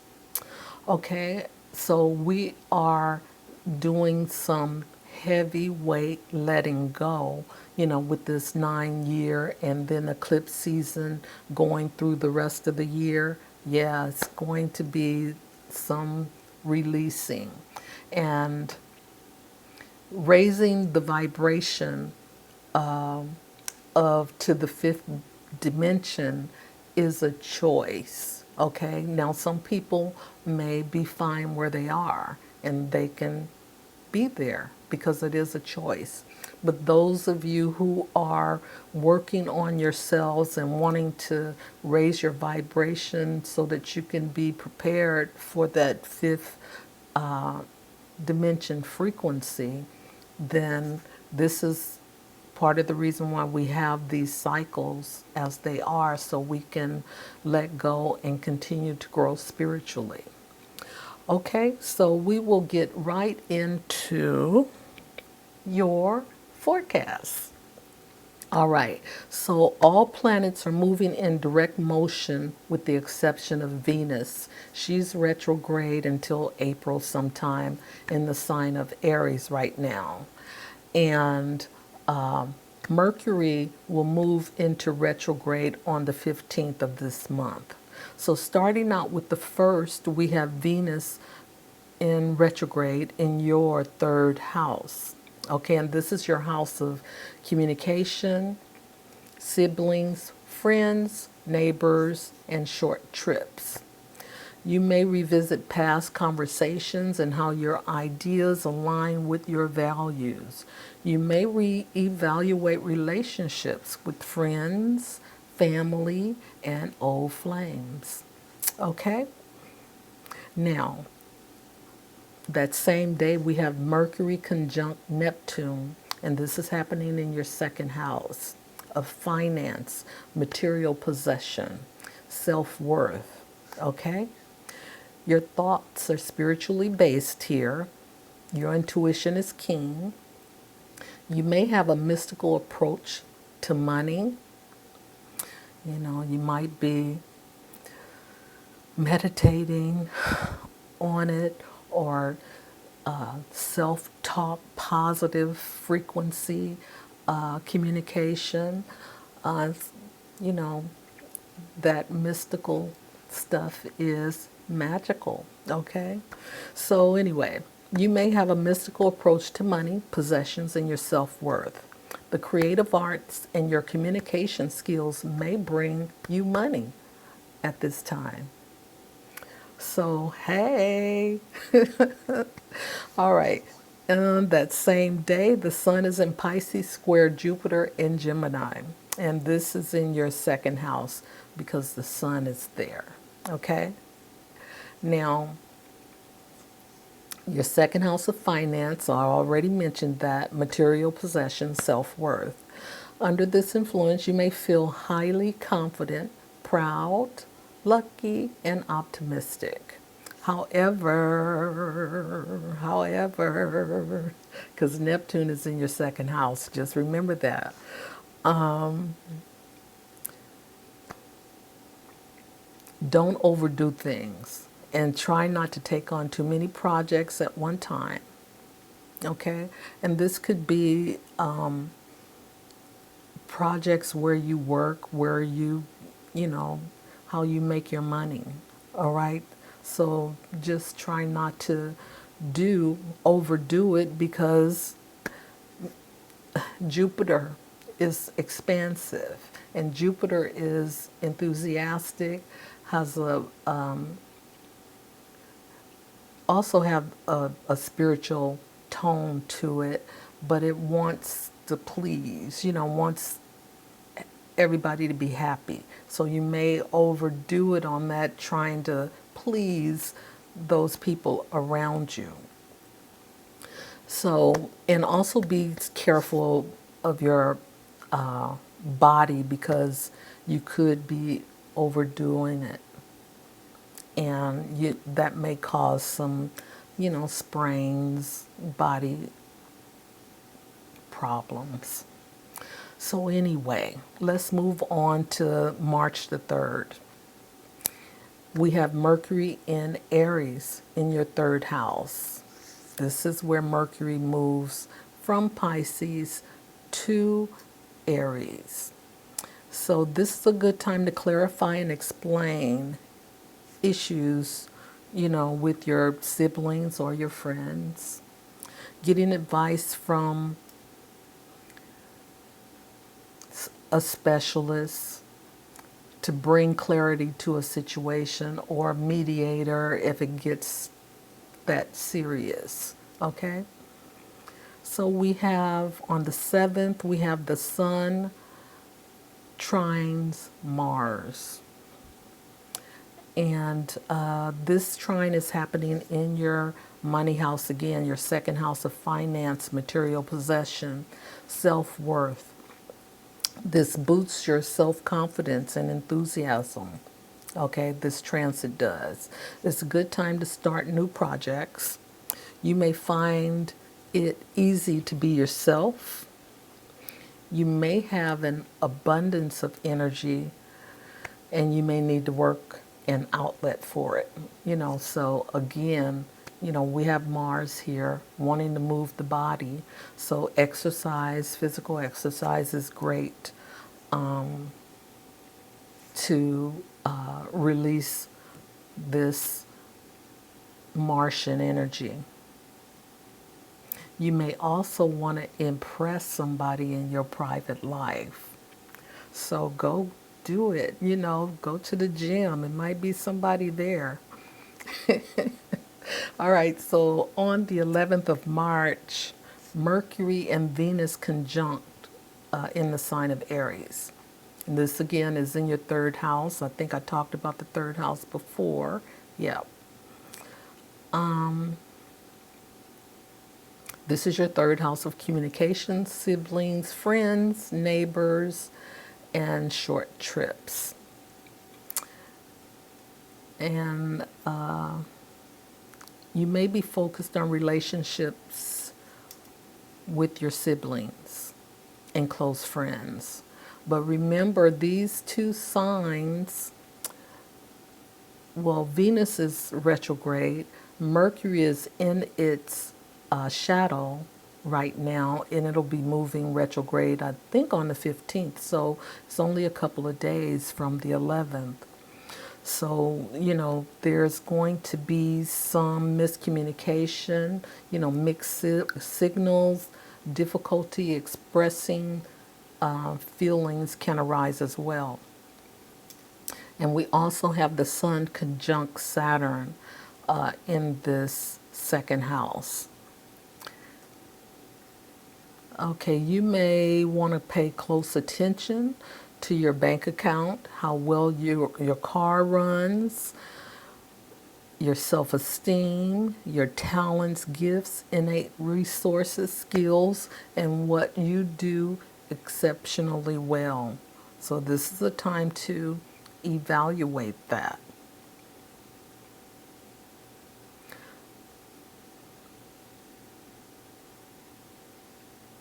Because whatever, could be happening,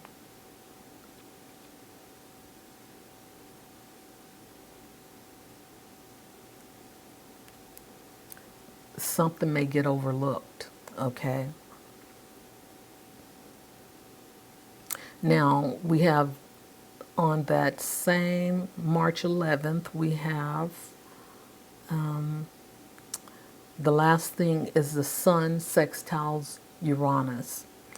And this is in your second house. And this is your house of finance, material possessions, and self-worth. You may experience disruptions and surprises with your money and finances, how you earn a living, your possessions, and resources. So just pay attention, because Uranus is, that surprise, and things happen out of the blue and you're in it, for the good or for the worse, whichever way it's going to spark. All right, but hopefully it'll spark for the good. Hey. All right, so we have March 13th, and we have that full moon, and we have that total lunar eclipse. All right, and this full moon is in the sign of Virgo. So Virgo is in your eighth house of death, rebirth, sex, trauma, psychological issues, fears, power and control, also psychic abilities, clairvoyant, mystical kinds of things, and other people's money.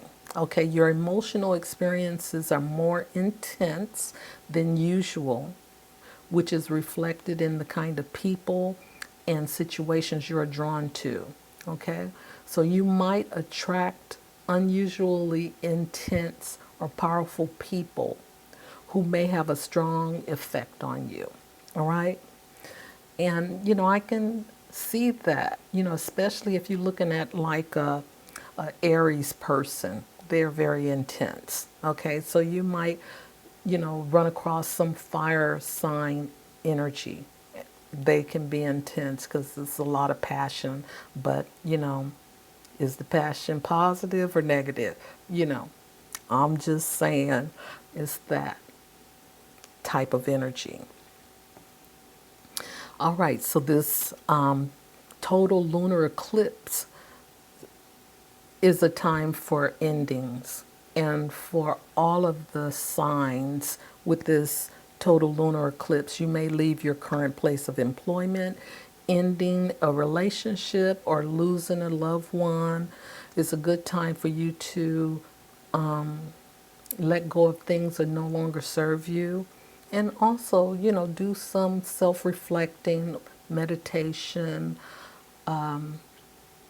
Some people use prayer as meditation, but it's a good time for you to do that to find out what's going to show up for you. Okay? So on the 15th, we have Mercury turning retrograde in Aries, and this is in your third house of communication, siblings, friends, neighbors, and short trips. This under this influence, you may have a difficult time communicating your needs clearly in connection to your siblings and close friends. There is also the potential for past romantic partners to reappear. Okay, well, okay. Excuse me. On the 21st, we have the Sun conjunct Neptune, and this is happening in your second house of material worth, material possessions, money, your self-worth. And under this transit, your value system may be affected. Try not to be careless with your money during this cycle. You may have some financial insecurity, and watch out for risky, speculative investments and scams because they are out there. I mean, they're coming through email. So just be careful and know what you're looking at or what you're getting yourself into. Okay, so then on that same day, that sun that was in Pisces is moving into Aries, into your third house. And this is your house of communication, siblings, friends, neighbors, and short trips. This is a good time to get out and have some fun. And it's also a good time where you could be yourself, okay? You may want to be with siblings and close friends, so take time. So take this time. So this is a good time to examine those relationships, okay? And I don't even know why take time, is time, what time, but anyway, I got it out. So on the 24th, we have the Sun conjunct Venus in your third house as well. And under this influence, you might be drawn to revisit past relationships, either emotionally or physically, to gain closure or rekindle connections that were left unresolved. You may have a heightened awareness of your own needs and desires in relationships. You may also reflect on creative endeavors, revisiting old projects, or explore new creative outlets with a deeper personal meaning. Okay? Now, the Sun conjuncts Mercury all on the same day, and this is in your third house as well. Your relationships with your siblings and your close friends may be challenging because of miscommunication, overthinking, and a tendency to analyze projects excessively. And you might have difficulty expressing your true feelings at this time. Okay, so on the 28th, we have Venus moving back into Pisces, conjuncting Neptune. And again, this is in your second house. So wherever, you have to just make sure that you're doing the right thing with your money, because Neptune can really put the fog there, okay? Have you scared. Okay, so under this influence, you may be drawn to someone who seems perfect or experience a strong emotional connection that feels almost dreamlike, okay? Overlooking the red flags, okay? That's Neptune. Or reality check. Difficulty setting boundaries, that's the Pisces part, in relationships, especially with regard to finances or personal space.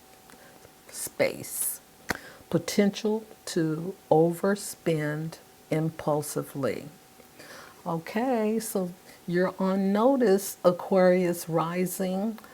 Check that second house. I've been checking. I'm an Aquarius rising, so I'm doing my due diligence. Okay, so I only have a couple things left here for the month. We have Mercury returning to your second house of finance. And then we have Neptune moving to Aries. Okay, so when Neptune moves to Aries, it'll start giving you more clarity on your second house, because all the fog will be moving into your third house. Okay, Aquarius rising, this is your forecast for the month of March 2025. And until next time, bye for now. Hello to my beautiful Pisces risings out there. Welcome to my channel, A Magnificent Flow. I'm Sharon, your friendly astrologer, and this is your monthly forecast for March 2025. Hey Pisces rising. Okay, now if you didn't watch the intro, I want to let you know that this is a 9-year, and nines are representative of endings, letting go, closing things out. So this year is a 9-year where there's a big push to let go, lighten up your energy so that you can raise your vibration to the fifth dimension. Now, this is a choice. It's not something that everyone wants to do, but that is your choice. So anyway, this month, March, is the beginning of eclipse season. And the eclipses are also about endings and letting go and releasing. Okay, so if you see where I'm going this year and the eclipse season starting this month, there's a concentration of energy in certain areas of your chart that wants to be looked at and let and released. Okay? So that's what's happening when we go through your chart. You'll notice that, there's a concentration of planets in your, I believe it's going to be in your first and second house. Okay? So those are the areas that this energy is concentrated in, and you're going to be focused on those topics. Okay? And, well, let's just get into the reading. I forgot what else I wanted to share with you, but if it comes back to me, I'll let you know. Okay, so for the month of March, all planets are moving in direct motion with the exception of Venus in the sign of Aries. And Venus is retrograde on the first day of the month. Okay, and Mercury will move retrograde on the 15th. But Mercury is already in its shadow, okay? So there's still time for mix-ups, things. I've already experienced this. I couldn't find my Pisces forecast, so I had to redo it. And, my speaker system went out on me, so I had to redo that. So it's Mercury. That's what Mercury does. Okay, so Venus turns retrograde in your second house, Pisces rising. And this is your house of finances, material possessions, self-worth. All right, and you may be looking back at your financial habits and priorities, okay? You might be drawn to overindulge in material things related to beauty or pleasure. That's Venus. Existing financial issues may resurface. Confusion about what truly has value to you in terms of personal possessions and self-worth may come up for you. Okay? So at this on that same day we have Mercury conjunct Neptune, and this again is in your first house. So see how this concentration of energy is affecting your you'll see, because below that it'll be a lot of first house energies. Okay, so this is the house of self, personality, appearance, and dominant traits. Under this influence, your mind often wanders, so you're daydreaming, and you find yourself daydreaming, of course. You are excellent at visualization and creative expression. Now, with that visualization, manifestation can come easy to you now. So if you want to create something for yourself, use that visualization as a way to manifest that in to your life. Okay?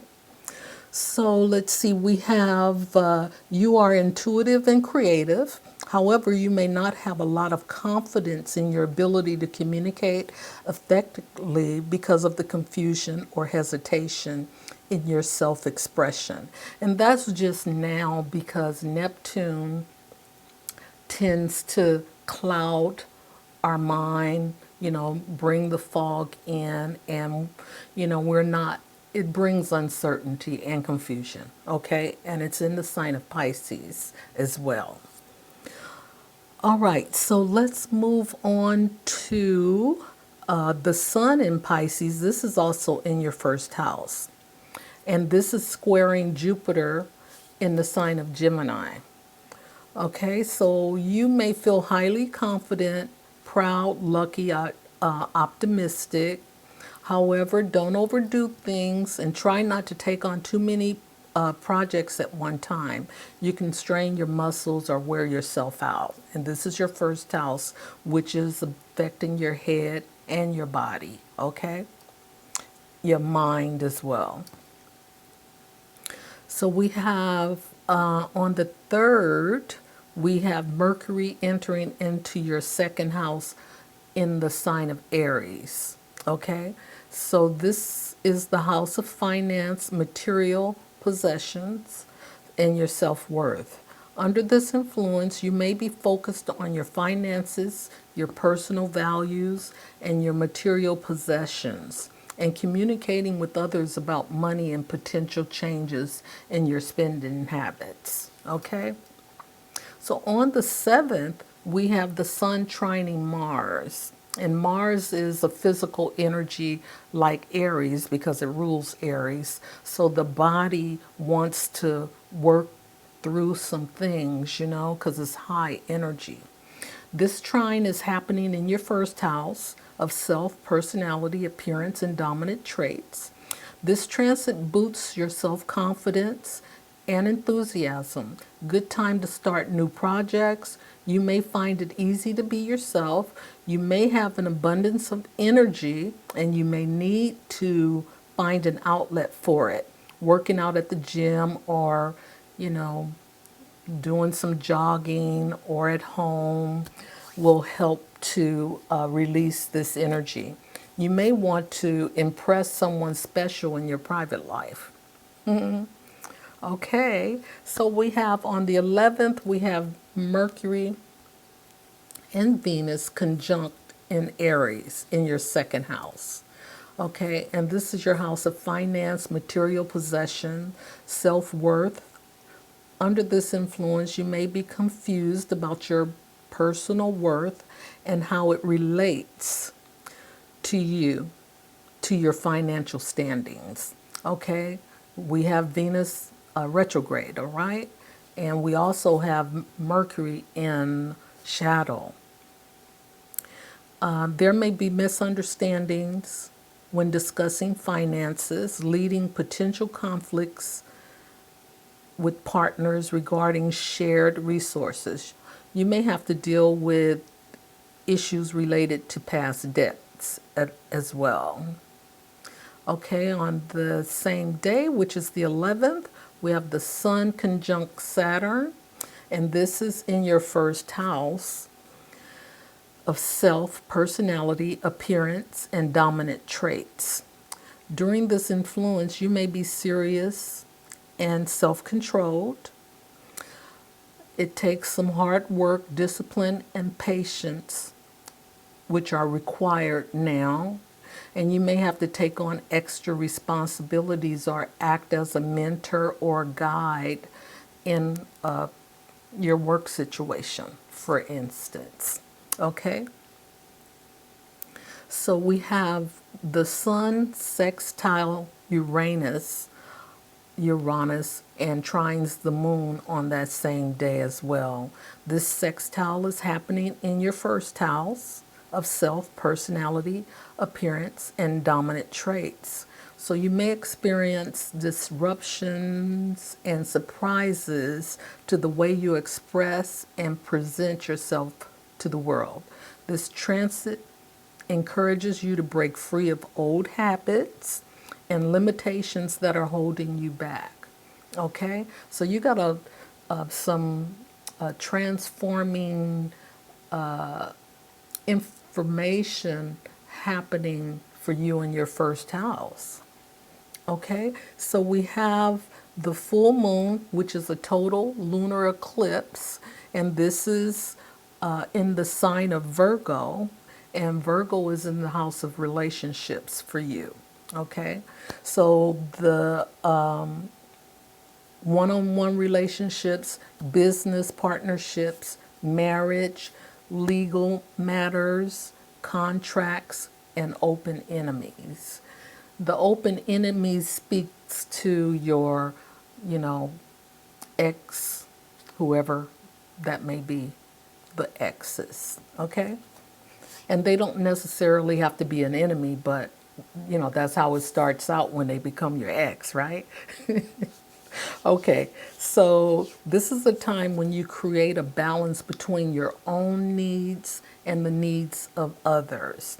It's a time to compromise and negotiate at this full moon because it's going to illuminate, things that you need to know. All right? So let's see. The total lunar eclipse happens shortly after the full moon, okay? So you may, and this is happening for everybody, and as I said before, this is about endings. So, it could be any of these things. You may leave your current place of employment, you may be ending a relationship or losing a loved one or moving. This is a good time to go within and let go of what is no longer serving you as well. Okay? So we have on the 15th, Mercury turns retrograde in the sign of Aries, and this is in your second house of finances, material possessions, self worth. Okay? Under this influence, you may experience uncommon transaction errors, when you're looking at your finances or your billing statements, those kinds of things. Let's see, what else? You might experience payment delays or unexpected expenses to impact your budget. Yeah, and that could be happening right now because we're in the shadow period of Mercury's retrograde. So double check the details and tie up any loose ends related to your finances. You might find yourself questioning whether your priorities still align with your personal growth. Okay, where are you at now? All right. So on the 21st, the Sun conjuncts Neptune. And this is in your first house because it's in Pisces, but the Sun is going to be moving into Aries later in the day, okay? So this is going to be quick, but this conjunction is happening in your first house of self, personality, appearance, and dominant traits. Under this transit, your need for transcendence and imagination influences your sense of self and how you express yourself. This is all in the first house. Neptune is very spiritual. Pisces is also a spiritual sign as well. And Pisces rising, you know what I'm talking about because this is about you, okay? So Neptune inspires new dreams and dissolves old structures and represents your need to spiritualize and refine your sense of self, okay? So that is like some soul searching to figure out, who you really are and what you want to become, okay? So let's see. The Sun enters Aries in your second house. Did I do that one already? Okay, no. And again, this is your house of finance, possessions, self-worth. You may have a strong desire to take charge of your finances here because Aries is a cardinal sign and Aries initiates, okay? You may have a strong desire to take charge of your finances, potentially starting new income streams or making assertive decisions about investments. Make sure you're aligning your spending with your core values and beliefs. Don't forget that second house stuff. Be mindful of impulsive spending or impulsive decisions, okay? Past issues related to finances, relationships, and personal aesthetics may come up for you during this retrograde. You may be thinking about what truly brings you value and fulfillment.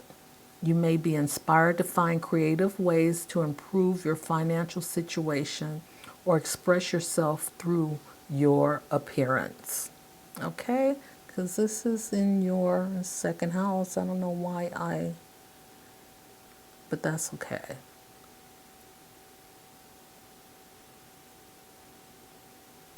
Okay, so I have the Sun conjunct Venus. I think that belongs in the with the Venus stuff.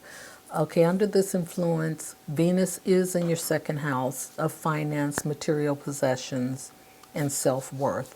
And this house belongs to Venus anyway, but she's retrograde.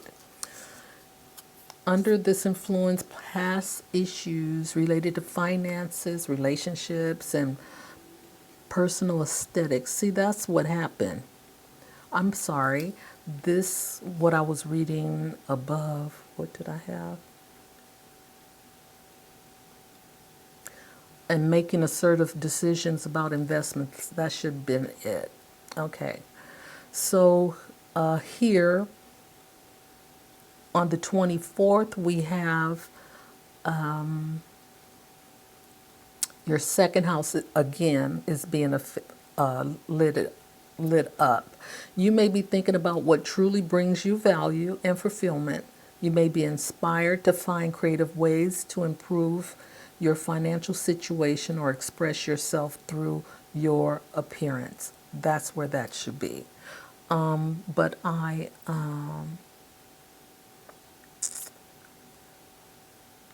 can take care of that later.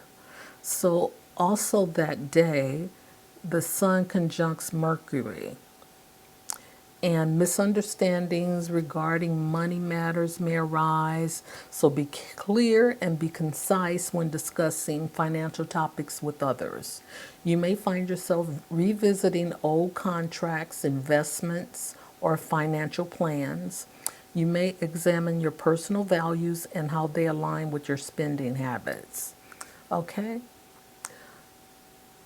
On the 28th, we have Venus moving back into Pisces, conjuncting Neptune in your first house of self, personality, appearance, and dominant traits.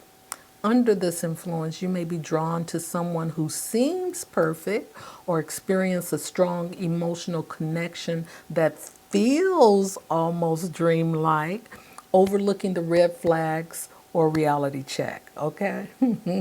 That's what Neptune does. And you have some self-doubt about your looks or if you're worthy of love. This is just, the fog and the confusion of Neptune confusing Venus, okay? This may be a difficult time to express who you are to others. Your creativity and intuition are heightened, though, because Neptune will do that for you. On the 29th, we have the partial solar eclipse and the super new moon happening. So with this partial solar eclipse that's happening in your second house, you need to turn inward and examine the deeper parts of you. You may be pondering about what makes you feel secure. You may be looking at your, truly looking at your values. Are they in alignment with your spending habits? Or are they in alignment with where you are right now? You may have grown away from those values. A lot of times, change is what it is. And what truly brings you value and fulfillment. Okay, these are some of the things that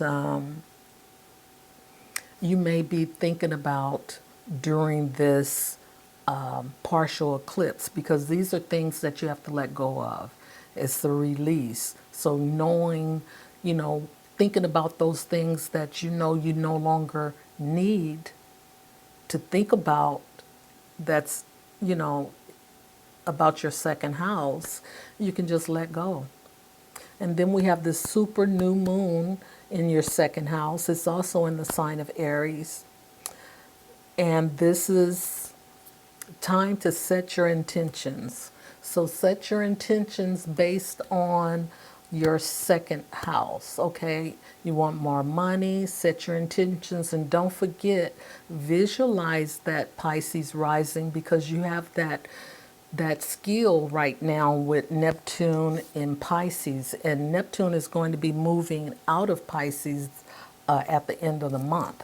So, the the day before, you can start working on that, because you'll still have some of that Neptunian energy around you. So visualize, write it down, and this is all second house stuff: self-worth, money, jobs, possessions, things of value. Okay? So that's for you, and it can happen for you. Play that lottery. Okay, so on the 20 on we did that.